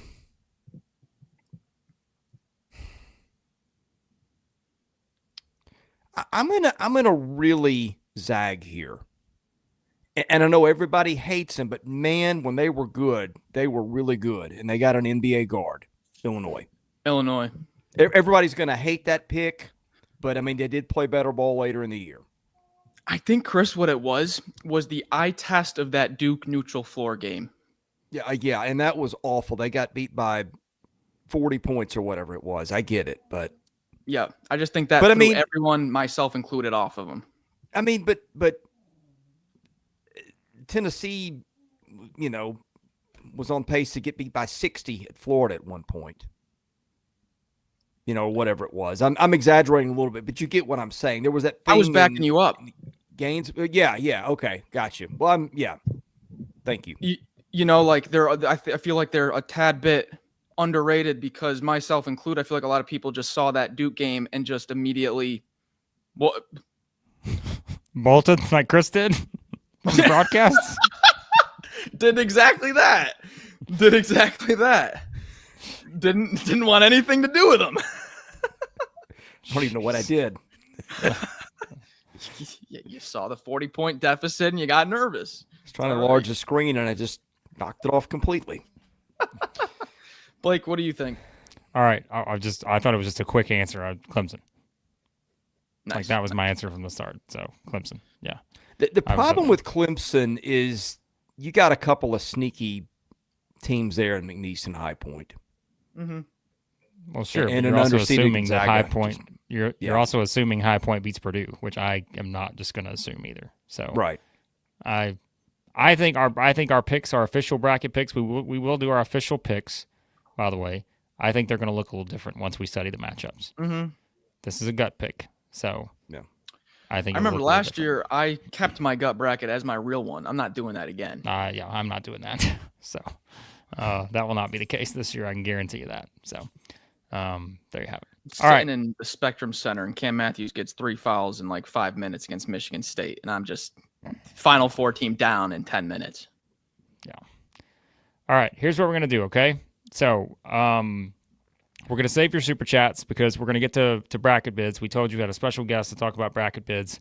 We've been telling you about them for a long time, throughout this entire conference season pretty much, and we want to bring Ryan on to talk about it for a second. So remember, guys, leave your super chats, anything. We'll get to it after we talk to Ryan here for a few minutes, and we will get to, again, some additional thoughts on the brackets as well. But Max, are you ready to talk some bracket bids? The bids. The bids. Is that the official intro theme? There. I don't know. I just threw You it don't know. All right, we're bringing Ryan on. Let's get him unmuted here. Ryan Osterman joins us from Bracket Bids. Ryan, what did you think about the gut bracket picks? Well, you know your audience, so that's the best answer. Well, I mean, That was very nicely said, Ryan. Thank you. right. I mean, everyone's seen the Final Four already. I don't even know why we're filling out a bracket. Yeah, that's a good answer. Ryan is prepared. He knows that's a good answer. But okay, so here's what we're targeted towards. Yeah, exactly, Max. We would never pick on you as the youngest of the group. All right, so here's what we're gonna do. Again, guys, we've been telling you about bracket bids. Max, while we're talking to Ryan, drop in the chat. We're gonna have some fun with this because, as you know, we've been talking about the auction draft leagues, all this stuff we're setting up to do here at Southeastern 16. But we're gonna turn it over to Ryan to let him give us sort of just a basic structure, Ryan, of how this works, the easy way that people can get signed up and all that good stuff. And I'm sure we'll have some fun follow-up questions for you when it comes to bracket bids. Yeah, for sure. So if you've ever done an auction draft league before, fantasy football, fantasy basketball, you're going to be able to follow along pretty quickly here. It's very similar. In this case, you're drafting teams, not players. So you don't have to know all the players across the country here. What you're wanting to do here is get a private league together. Usually 8 to 12 owners is best. And you're going to set up a night to have the draft. Drafts take about an hour and a half to complete. And you'll all be in the draft room. You'll see that timer start, 25 seconds on the timer. And the first team will come up for bid. And everyone starts with $1,000 bid dollars to use. Yeah, and, I like this. And you have to use them wisely, right? So imagine Auburn coming up for bid first. And you're going to want to keep hitting that bid button. Everyone has their own bid button at the bottom. The timer's going down. Once it gets under 10 seconds and someone makes a bid, it's going to pop back up to 10 seconds and start counting down again. So you might say 3, 2, and someone puts a bid in back up to 10 seconds. So everyone still has a chance to get the teams they want, right? Eventually, though, that price is going to get steep. Last year, let's see, who was the favorite? UConn was a big favorite, of course. They went for over 600, right? So someone won their bid, and they spent 600 of their bid dollars. So that timer hit 0, they're out to $600, right? And their budget's reduced by that. And then everyone takes a deep breath. You have about 5 seconds. 25 seconds goes back on the timer. The next team comes up for bid, and away you go. So you're going to do this for all 64 teams. We don't really have the first 4 included, right? It's just you'll see both teams come up when you're bidding for them. So you'll get the winner. We don't hand out points for any first 4 wins. So 64 teams you're bidding on. And then at the end, after the auction, you kind of sit back and watch the games and cheer on your teams. So it's a little different, right, than picking a bracket. We have a couple different views where you can see, of course, who your teams are. In the bracket, you can actually see who the other owner is, your opponent. So a quick text out to your owner to let you know who you're playing against, who you're going against, right? So there's that back and forth that goes on. I get texts late February, early March, and the mentality kind of changes if you've done this for a little while. When that bracket's released, you're texting not about the path or who you got winning at all. You're texting about how much is UC San Diego going to go for, because everyone likes them. Everybody's talking about them, of course. So we offer 3 different scoring methods too with it. A lot like your bracket pools, you get different points the further you go. Yeah, there it is right there. So Elite 8 wins are worth more than second round wins. So the idea is to win the teams in your auction draft that you think are going to go the furthest. So one of our scoring models that we do offers bonus points, of course, and Blake's been talking about that a bit here in the last month. The default is a round of 16 bonus, where the 3 lowest seeded teams make it to the Sweet 16 get bonus points. So Last year was NC State, Clemson, and I think San Diego State and Gonzaga were 5 seeds that made it. So those were the 3 lowest seeds. This year, you never know. And years prior, we had Princeton, we had Oral Roberts, St. Peter's. I'm sure some of the fans on here don't want to hear those names. But those teams, those 15 seeds went all the way to the Sweet 16.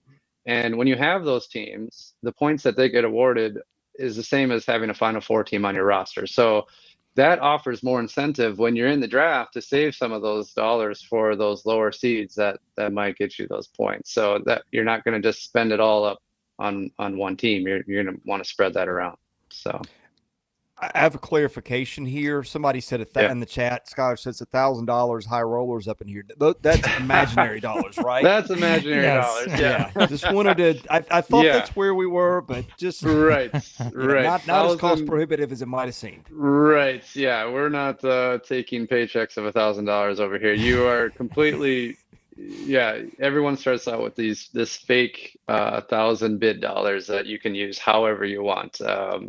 So yeah, but the difference is with the bracket, especially when you're filling one out, you go bold, you put your adopted 17th team here in the SEC, the UC San Diego Tritons, you put them in the Sweet 16, and you hit submit, and then you find out that 50% of America also put them in the Sweet 16, and so that's a little different. So in this league, only one owner can own UC San Diego, and when they make it to the Sweet 16, I mean, that's huge because you are the only one that got those points. Every win just means more when you're the only one with that team. So I got a quick question here. Go ahead, Max. I got a quick question. So sure. Correct me if I'm wrong, but say I'm in the draft with these fools above me here that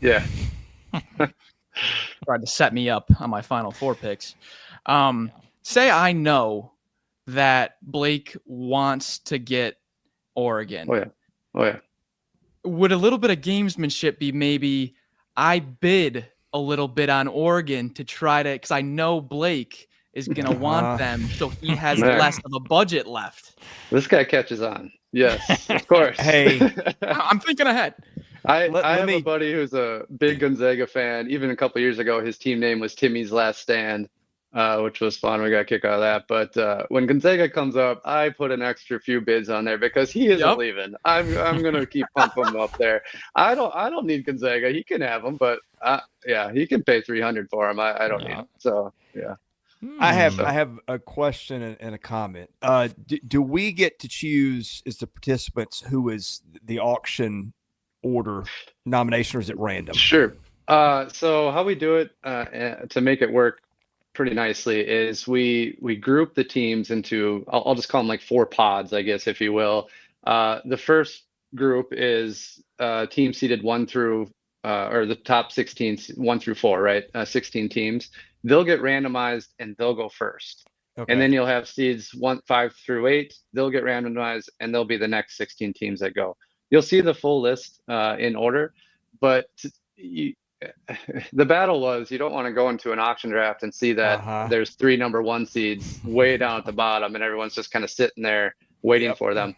Now that first 15 minutes of the auction draft is pretty intense because those are the favorites. They're going first. You're going to see a lot of those bid dollars flying to get them on your roster. So well, and I have played. I do not play in a fantasy football league unless it's an auction draft or baseball. Sure. I mean, and the thing about it, like, and there'll be a parallel here, like in fantasy baseball, if you want Ronald Acuna back when his knees are healthy, and you're picking 12th, you got no shot. In an auction league, everybody can get him. You just got to be the one to spend the dollars. But the other thing that makes auctions weird is that, like, say you wanted Kentucky and there was another Big Blue fan in the chat and you didn't get him, and then you're like, okay, I'm going to go for Kansas, and then you don't get that one, you missed out. Then crazy stuff starts happening where that's right. McNeese State goes for $254 because what have you got left? That's right. Yep. Yeah, it's like poker and fantasy sports. Yeah. yeah. We're mixing them up here. So yeah. A A lot of fun. Ryan, I was Go going ahead. to ask about the because I know some people have asked us, like we talked about the leagues and stuff, but what about just like the bracket pick'em themselves, like how that Sure. works and everything for people? Yeah, bracket pick'em's pretty easy. It takes about 5 minutes to enter, honestly. It's you pick your teams, you stay under the cap. Once you got your roster full, you just fill out the tiebreaker question and hit submit. And what happens there is you're basically competing against the entire BracketBids community. You have your teams, and the further they go, the more points you get, the higher up the standings you go.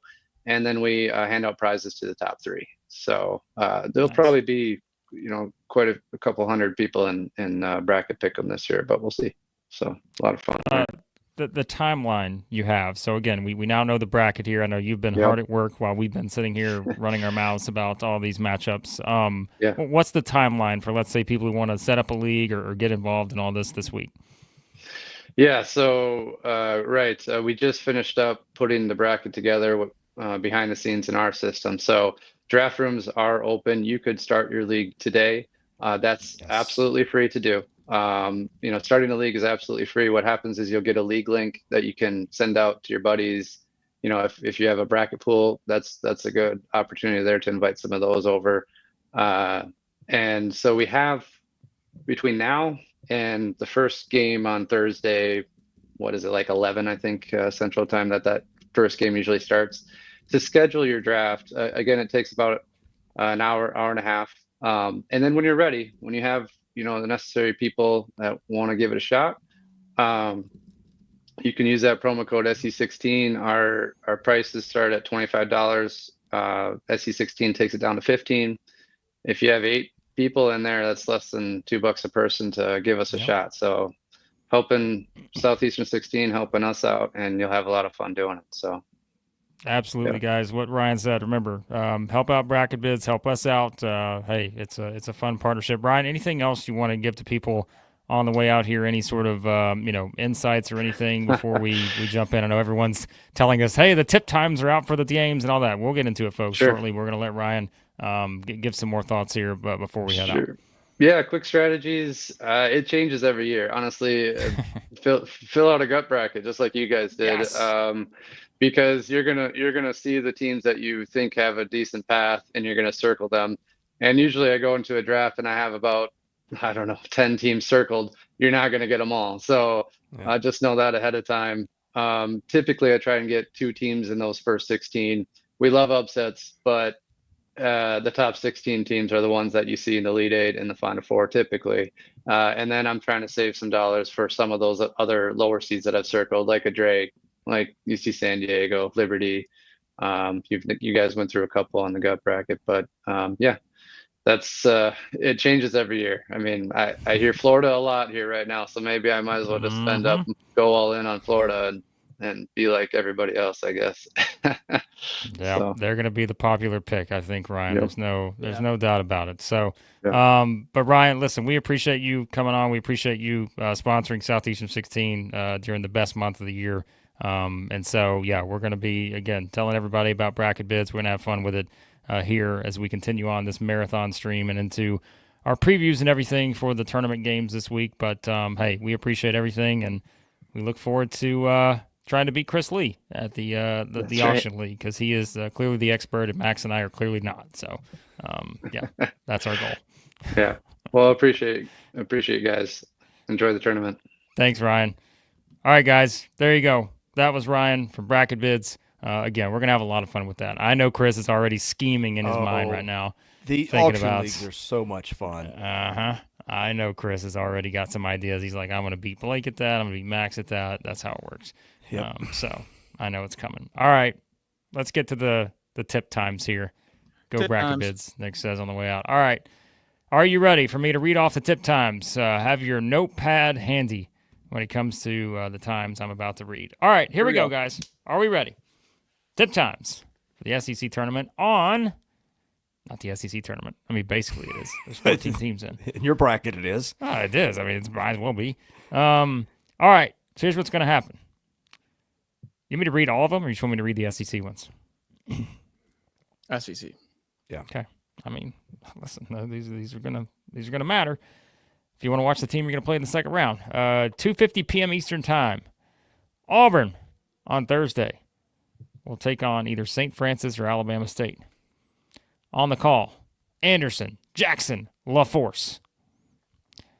Meanwhile, at 4:35 p.m. Eastern on Thursday, the Zags and the Dogs, 2 Dogs, matching up in Wichita on TBS, 4:35 p.m. Eastern Time on Thursday.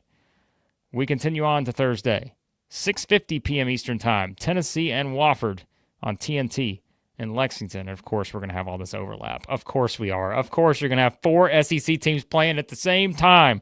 Yep. Kansas versus Arkansas at 7:10 p.m. Eastern on CBS. Texas A&M versus Yale at 7:25 p.m. Eastern on TBS. Missouri versus Drake at 7:35 p.m. Eastern on True TV. So we have 4 SEC teams All at the same time.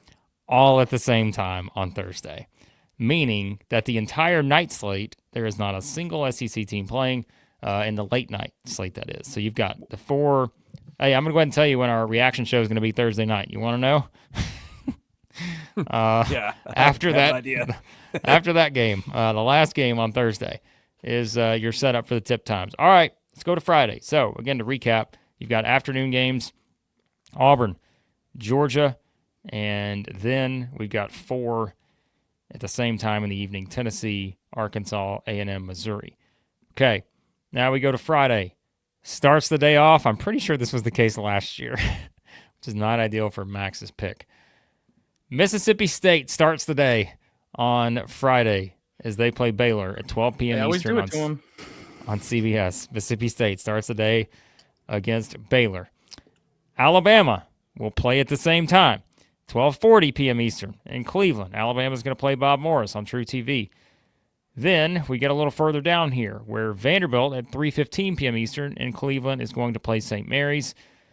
Ole Miss, 4:05 p.m. Eastern, is going to play the winner of North Carolina, San Diego State. Who do we have left here? Florida, 6:50 p.m. Eastern, TNT, Norfolk State. And then, of course, Kentucky plays at the same time, 7:10 p.m. Eastern against Troy on CBS. And then we have, the only 2 possibilities left. UConn and Oklahoma, 9:25 p.m. Eastern on Friday. And then Texas, if they win, would play Illinois at 9:45 p.m. Eastern as well on Friday. So there are your game times. Okay. Wow. Do you pull your 11-year-old from school a little bit early? Maybe ask for forgiveness later. Asking for a friend. You're asking this live on air with 2,700 people watching. It's for a friend. I don't know if this is the best idea, but yeah. Thoughts, Max? If we were closer to COVID, you could say, he's got COVID, Yeah. he's got to stay home. But you got to get creative. Did you guys ever skip school for the NCAA tournament? Are you kidding me? You think I'm going to admit to that crime on air? I don't think so. I think the statute of limitations is over. I don't know about that. Yeah. Yeah, I did. Yeah. I was sick that day. It was something bad. Yeah. I never skipped school, but I might have taken a radio in an earbud and did a little listening. Oh, I Run just it up through a didn't go. sweatshirt. Yeah. Now, I used to, before I did this for a living, I used to take work off every year. Every year. I would take a half day on Thursdays and Fridays. Hey, I'm coming right back. got it. Discuss got some it. bracket stuff. I'm coming right back. He's coming right back. I don't love that early game for Mississippi State. Not going to lie. Yeah. Not going to lie. I don't like it. And I know Baylor's, they're 19-16? That one is where? That's in Raleigh. Yeah, where is that? It's in Raleigh. So, okay, so you State's in Central Time, you're in Eastern there, so it's not as body clock-wise, not as problematic, but Baylor's in the same boat, by the way. Why don't you like the early tip for State? Just because you're a little bit more flat. You saw it at the SEC tournament, like the first game, it's a little bit lower scoring. I don't know. It's just, I feel like it's tough to get your groove going when you're the first game of the day. and you need Hubbard in a groove if you're going to beat Baylor, because the thing with Mississippi State is they give up so many 3-pointers, and kind of like the only thing Baylor's been able to do is hit 3-pointers. They got Edgecombe, Celestine's a stretch 4. They're not even starting Jeremy Roach anymore. Jeremy Roach is coming off the bench now. So they got a lot of shooters. And that's just a bad matchup, I think. And I don't know why my mic keeps jumping in volume. Sorry about that. I was going to say, give me your closest first game for the SEC. What do you mean closest? Like margin to victory is the closest when it's done. Well, I think some are going to lose, but like I don't win lose doesn't matter. Just the biggest nail biter of all these. Like a nail biter. Yeah. Probably Missouri Drake, because Drake plays Yeah. the slowest tempo in the country, and I mean that's just what Drake lives in, those close games. Drake has I don't know how many. Your mic's back on. Oh my gosh! See it you see the green? It keeps jumping on me. Well, do whatever you're doing now because it's working. I don't know. Sorry, guys. And it wasn't awful without it. But anyway. Yeah, but just I mean, I think Drake has had like I think that they have the most OT games in the country, or they're like second or third in OT games. Just in conference play, they played 4 of them. And they had they've had 5 OT games. They're 5-0 in OT. They just live in close games. And look at it, it's jumping up again. I didn't even do anything. Sorry about this. I think that one in Vandy St. Mary's. Oh yeah, just because of St. It's Mary's. off again. Is it really? Like I mean, I can hear you, but it's not. See, this is what happens when you're on hour 3 of the stream. I bet you have a short in your cord. The mic starts going. I'm also holding it, and my forearm is absolutely fried right now. Do you not have a desk? I'm at the hotel. It's like kind of a weird situation here. We're working with what we got. How close to the arena were you? I was walking this week. I was about a 20-minute walk. Oh, really?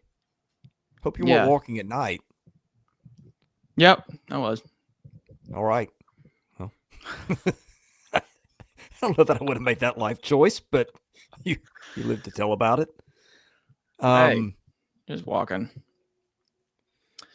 All right, let's reset here. See what some chats are saying.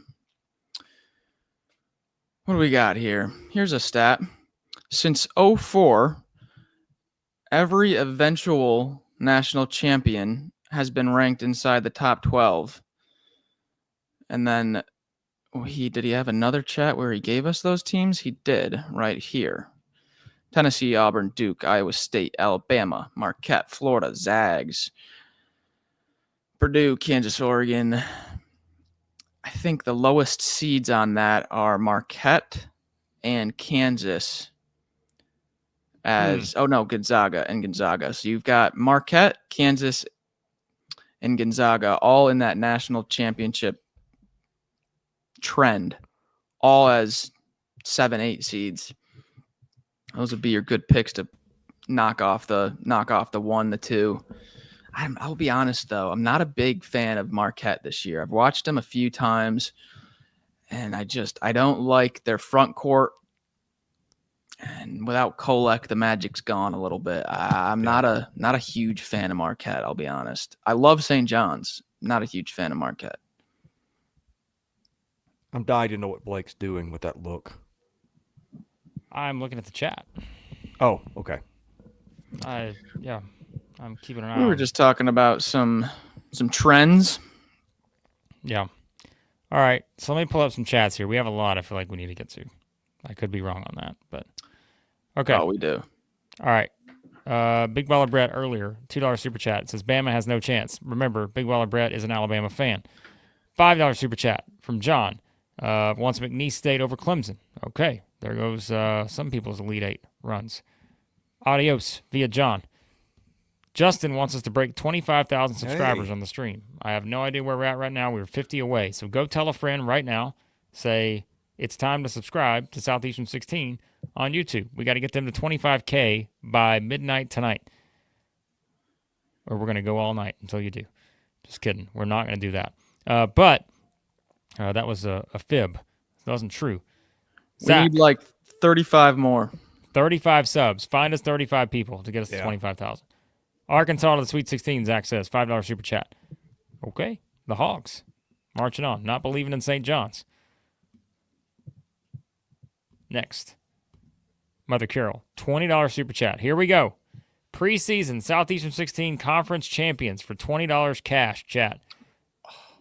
Not financially able to keep up with Quinn. Blake had Alabama. Max had Texas A&M. Chris had Florida? There's no way. I would There's like to no claim way that, Chris but had that would not Florida. be honest. Yeah. I cannot believe that Chris had Florida. I cannot believe that. But I thank cannot. you. Thank you, Mother Carol.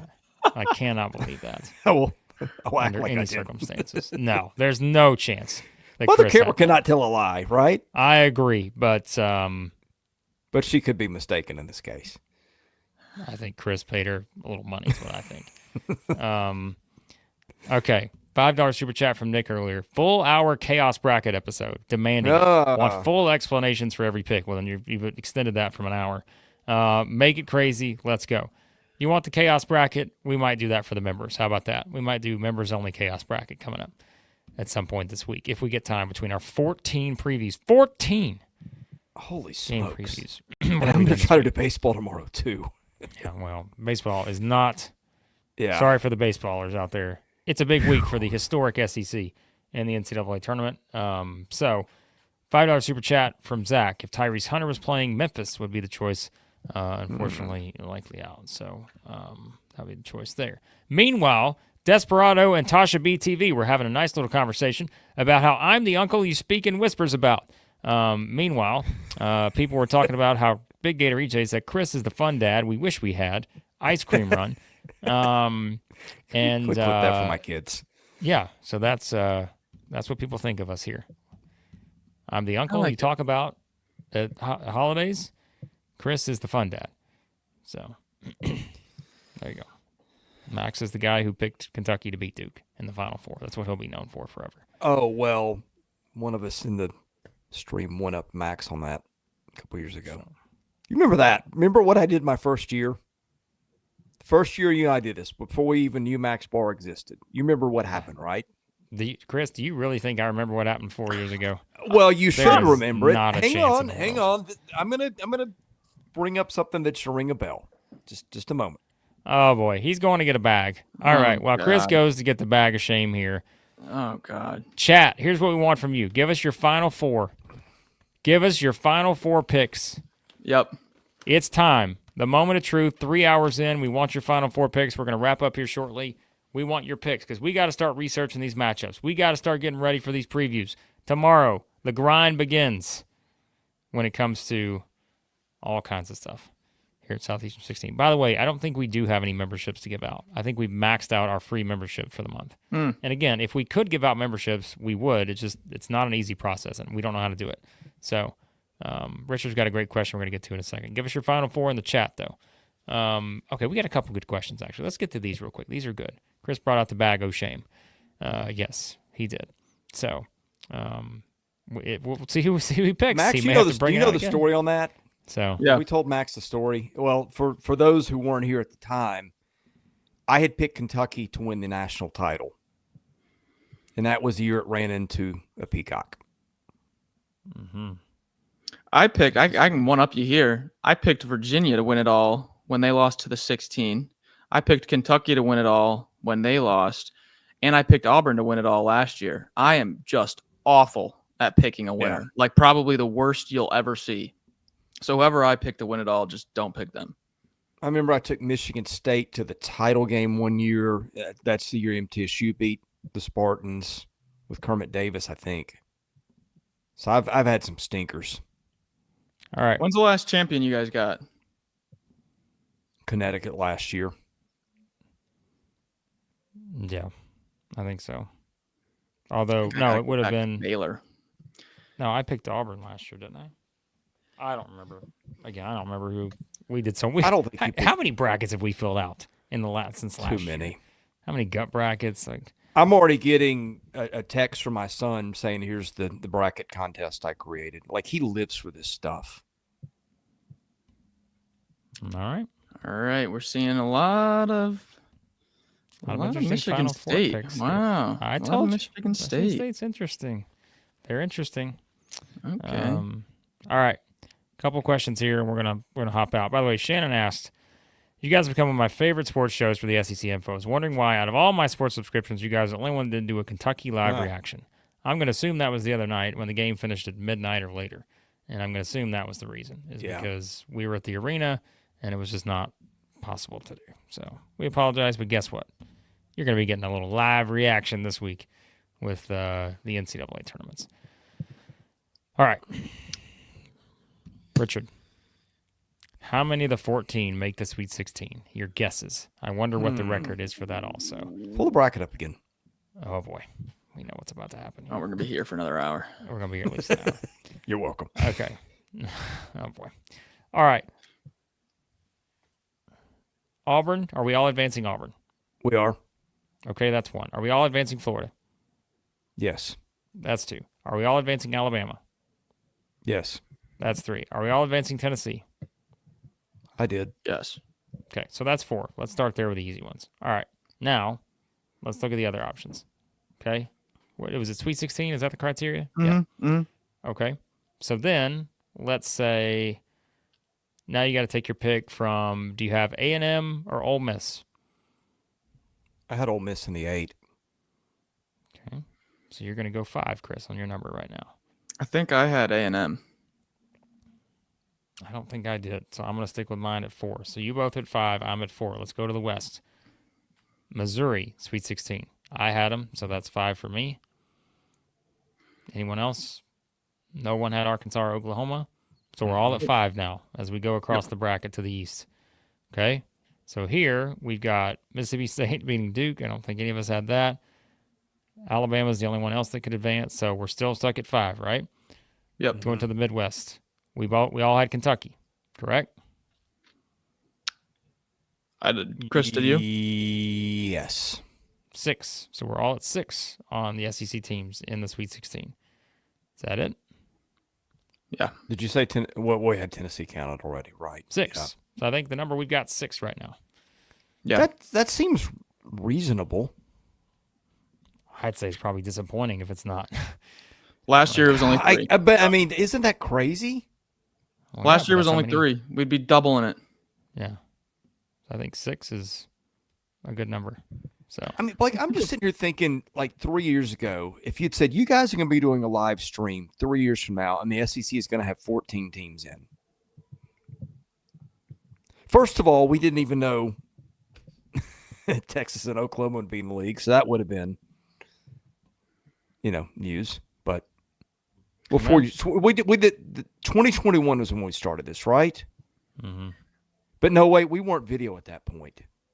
So it's 22 If would have the been the SEC first year. gets 6 teams into the Sweet 16, they'd have over a third of the teams left. It's 37.5%.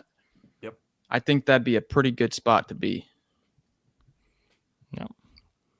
Yeah, there All right. are going to be some limitations on how many can get there because you're going to have teams facing each other. Right. What's the maximum you could see? You could see Auburn there. You could see A&M there. You could see Ole Miss there. Florida. So that's 4. Missouri. I mean, I guess you could see, a dozen? Something like that? I wasn't going to count them all out. We can. Technically, sure. But I mean, I think that's unlikely. Yeah. No, I'm just curious what the Here's a number would good be capped question. at. Here's a great question. Would you take the field versus the SEC for a champion if the field is at plus money?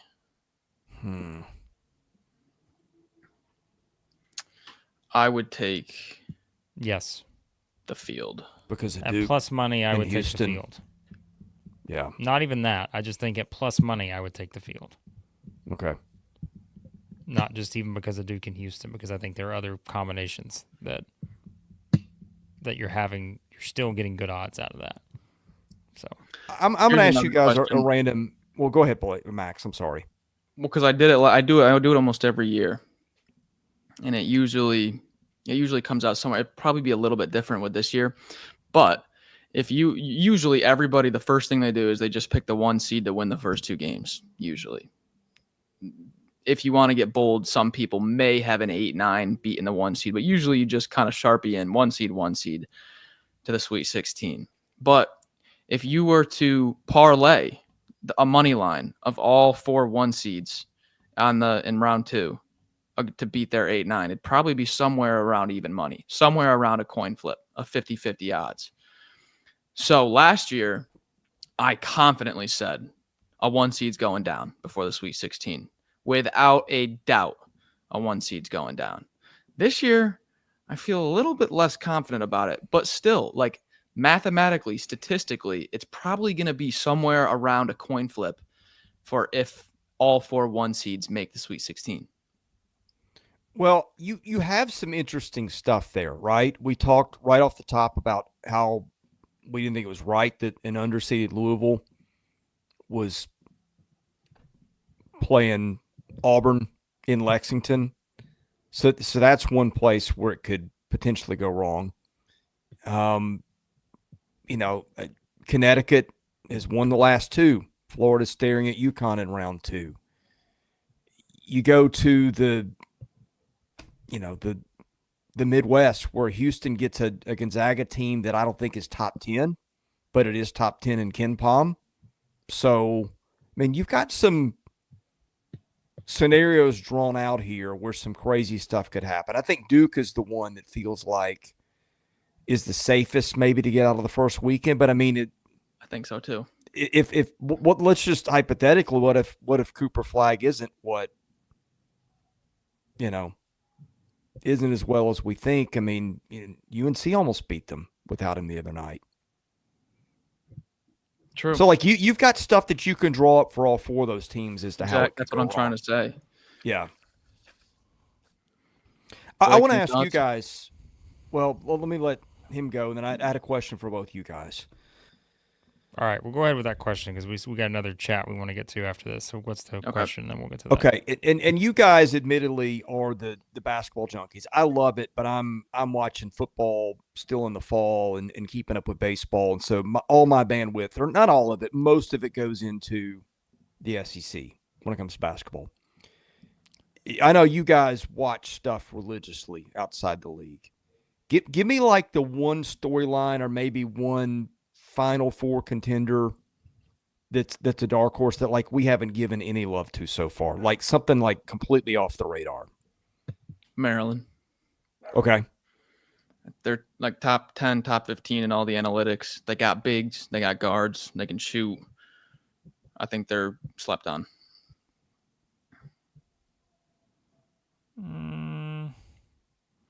I mean, I guess dark horse, so that's got to be a 4 seed or lower, I guess.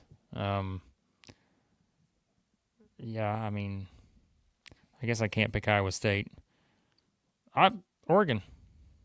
Yeah. I mean, I know we talked about them, but like we haven't talked about them other than you guys thinking I'm crazy. But no, I don't think you're crazy. Dan Altman's been there before. They beat some heavyweights all year. They played in a tough league. I think they're interesting. Yeah, I mean, I'd probably pick one of those. I mean, again, Iowa State's probably not a dark horse, but I mean, no, never mind. They'd run into Alabama. I can't pick them. Oregon had 2 guys get on the Big Ten all-defense team. They had 2 of them. Bamba and Biddle. Both of them got all-defense. Oregon's not a bad shout, Blake. Blake, get to the super chat, then I've got one more for you guys. Well, go ahead and give us that one because then we're going to get to this one more question. Okay, when's the last time a 14, 15, or 16 did not win a first-round game? Did it happen last year? No, didn't Oakland beat Kentucky? Oh, yeah. Like, I feel like we get one of those every year, right? And nobody is ever talking about those. Right. Do you see one like, okay, if it happened, it's going to be this one? Hey, I'm probably not going to pick it, but I mentioned it maybe this morning. UNC Wilmington, do not sleep on them. The best player, Sean Moore, he was on FDU when FDU made the run. He no stranger to Okay. Cinderellas. And Texas Tech's a 3-point shooting team. I don't know. Maybe they live and die by the three. Maybe they don't make. I don't know. You got to have everything go your way when you're 14, 15, pulling the upset. I bet I know where Blake's going. No, hold on. I want to circle back around. The way I was saying something earlier, I wasn't saying I was going back on the Oregon pick. I was going to pick another team that was in the part of the bracket with Alabama. I'm not going back. I know the way I phrased it didn't make sense. Oregon is my dark horse pick, but there was another team in the bottom part of the bracket that's stuck with Alabama that I thought about, but then I said no because I'm not going to take that team to beat Alabama. So that was my clarification there. Still taking Oregon, but there was another team that I was going to consider, but I thought, I don't see them getting past Bama. Were you thinking about the Rams Robert Morris of Virginia Commonwealth? BYU. Oh yeah. Well, hey, that I could see that. Opponent. But I don't. I think Alabama beats BYU. That's why I couldn't consider it. All right. What was the question again, Chris? Sorry. I was going to say, do you see a 14, 15, or 16? Like, who's your best shot to win a game? 14, 15, 16. I would say, by the point spread, it's Troy. But what's UNC Wilmington spread? I'll look that up. Sorry. Yeah, you have to look that up. I'm not sure. I pulled the spreads, point spreads down. Let me just hold on. I'm going to give you one quick answer. We're not going to fully study these teams, but I'm just going to look at something that I'm curious about. You did hit on one earlier. I'm curious if that's the one you're going to circle back to. It's probably Montana. You briefly mentioned it. That was the one I was thinking you were going to go. Yeah. Montana's interesting, but I also think people are a little bit too.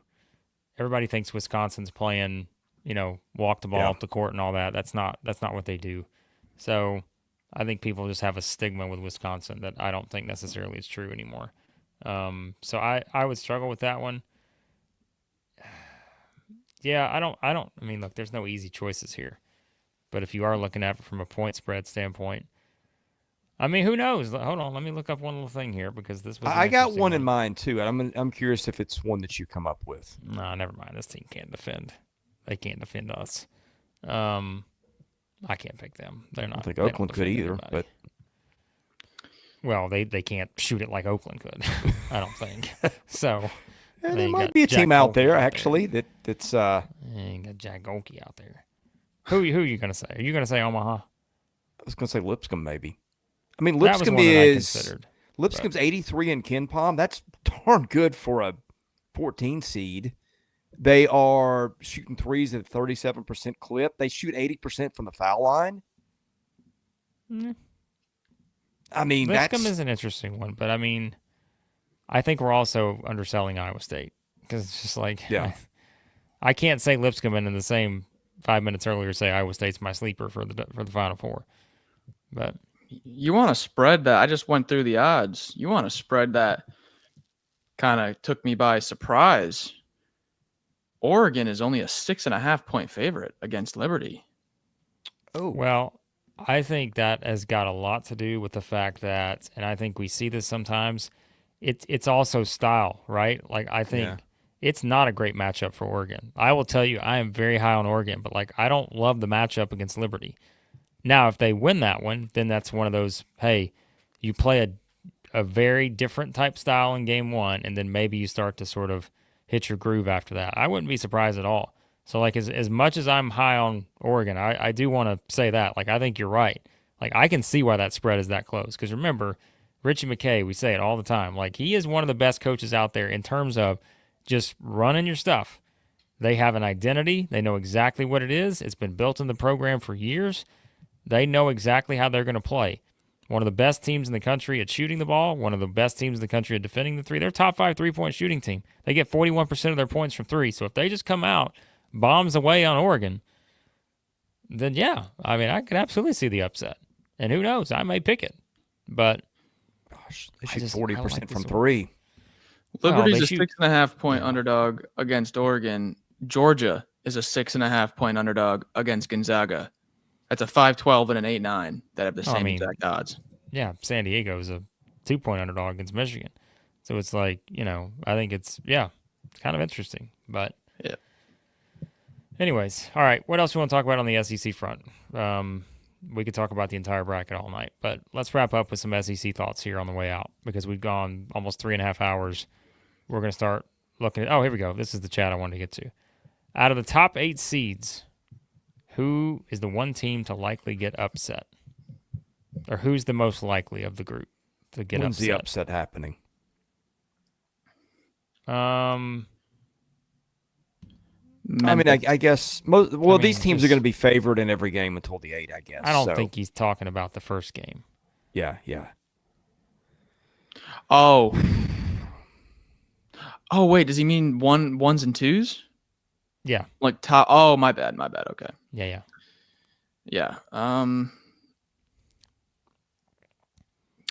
Probably that if you're talking like mathematically, like the odds wise, it'd probably be Gonzaga beating Houston or Kansas beating St. John's would be the tight, like the closest spreads. First 2 rounds is the qualifier. I could see, no disrespect to Rick Pitino, but just between the fact they're not an offensive juggernaut and the fact they're staring up at either Kansas or Arkansas, which were preseason. Kansas was preseason number 1. And now I know that's a pipe dream now, but and Arkansas was ranked where?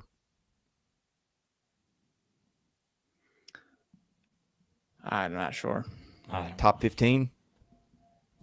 Yeah, but that was a long time ago. Well, I know, but those are where it happens a lot of times. I'll say Michigan State. So that surprises me because I think that one too, but I just think you'd say that one. I like New Mexico a lot. Yeah, but what's Rich? How far is Richard Pitino going in the tournament? What's the best run he's had? It's this year when he goes to the Sweet 16. Exactly. I think you guys. Hey, if you want to use that logic, Florida's losing to 16. Well, that's true. We need to pick a lane, right? I also think you're underselling Marquette a little bit. I am. I'm off of them. Yeah. If there's Marquette viewers watching this, I'm sorry. I'm not. That's fine. I'm this just year. saying. I think you're underselling Marquette a little bit. I am. I don't think it's a lock that New Mexico beats them, but maybe it is. We'll find out.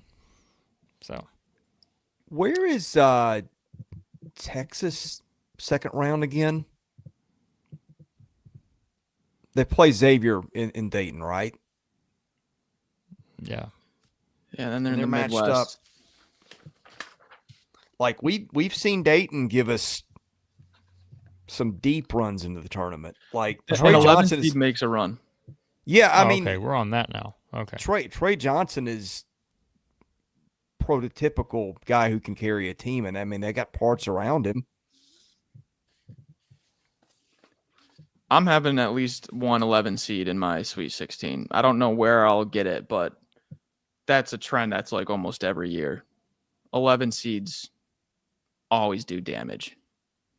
Well, let me give you the scenario here, okay? You guys are down. A lot of people are down in Illinois. That's who they get if they beat Xavier. They got an up-and-down Kentucky team in game 2. Well, it would be their third game at that point. You know, I mean, there's a path. Alrighty. All right. Here's how we're going to wrap it up. Okay. 3.5 hours, by the way. You guys going strong. An all-time record here, I think, for any stream. Between Twitter and YouTube, 2,800 folks enjoying themselves on Selection Sunday evening here. We went through chaos. We went through guts. We went through all kinds of stuff here, making our picks. History was made on this here stream. We talked about BracketBids. Some of you guys are excited about BracketBids. See in the chat. You guys are signing up. People are asking, how do you get logged in? Go back and watch the 10 minutes we talked to Ryan. That was fun.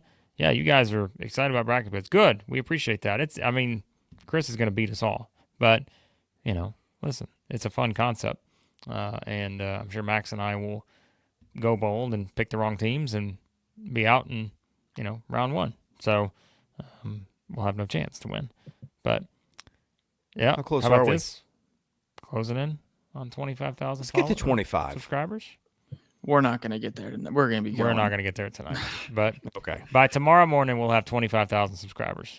So, and we appreciate you guys for that. What an unbelievable season it's been. But now the fun really begins in the Yes. tournament. And so, Big Baller Brett, $5 super chat. Robert Morris guard Cam Woods grew up as a Bama fan, played high school basketball with the Bama alumni, and Kool-Aid McKinstry. How about that? So there's your, let me get a little insight from Kool-Aid. Can we get Kool-Aid on? See if he can give us a little insight into the high school game. Kool-Aid man. So, yeah. But, all right. Stream time tomorrow is a great question. You might not even know. I mean, Haven't gotten there yet. we're not there yet. Remember, we have 14 prediction videos to record, previews, game previews. So, I got to drive 7 hours back home tomorrow. Oh gosh. Are you serious? we will consider some options. Well, yeah. How's he going to get home, Chris? What do you think? I'm That's walking? true. That Not wasn't even. that was even worse. Yeah, kind of. We may do something in the morning. I mean, we just did 3.5 hours here. That may serve for tomorrow. But we also may just kind of do some quick thoughts in the morning on a couple things. But we're probably going to spend tomorrow morning recording a lot of prediction videos. So we'll see. TBD on that. But the rest of the week we'll have our usual live. Tomorrow, though, we're just going to say it's TBD as of right now. So, yeah. Okay. All right. All right. We're out of here. In the chat on the way out. National champion picks. Give them to us. Your gut bracket. Who's your national champion on the way out here? I've already changed my bracket in my head. Like I already know. I have like, right too. when I've made so many different choices in my head from the first time we did the gut bracket. I got so many different picks that we'll have there. So I'm staying up all night tinkering this thing. I'm gonna. Yeah. You gotta appreciate the bracket the first night. Spend time with it. who did I have got again? I don't even remember. Florida, Tennessee. Oh yeah, I had the SEC tournament rematch. That's right. You had the whole SEC. In the gut Chris bracket. found himself that's with right. all 1 seeds and then had to make a last second Yeah. Tennessee pick. Yeah. And you guys Okay. put a bear trap on me. It's true. All right. Well, I'm going to go start researching all these teams for the previews. It's time. Gotta get the VSIN in. Gotta sign It's back time. up for VSIN. Oh, yes. I'm the subscribing. the greatest guide there is. I'm glad you reminded me of that. I would have done it anyways, but that is my first task as soon as I finish up here. Go Yep. sign up for the VSIN bracket guide, the best resource available in my opinion. So, yeah. There you go. All right. All kinds of Thanks for content hanging out with us, guys. coming up. God help us if we know when. But it's You're coming gonna soon.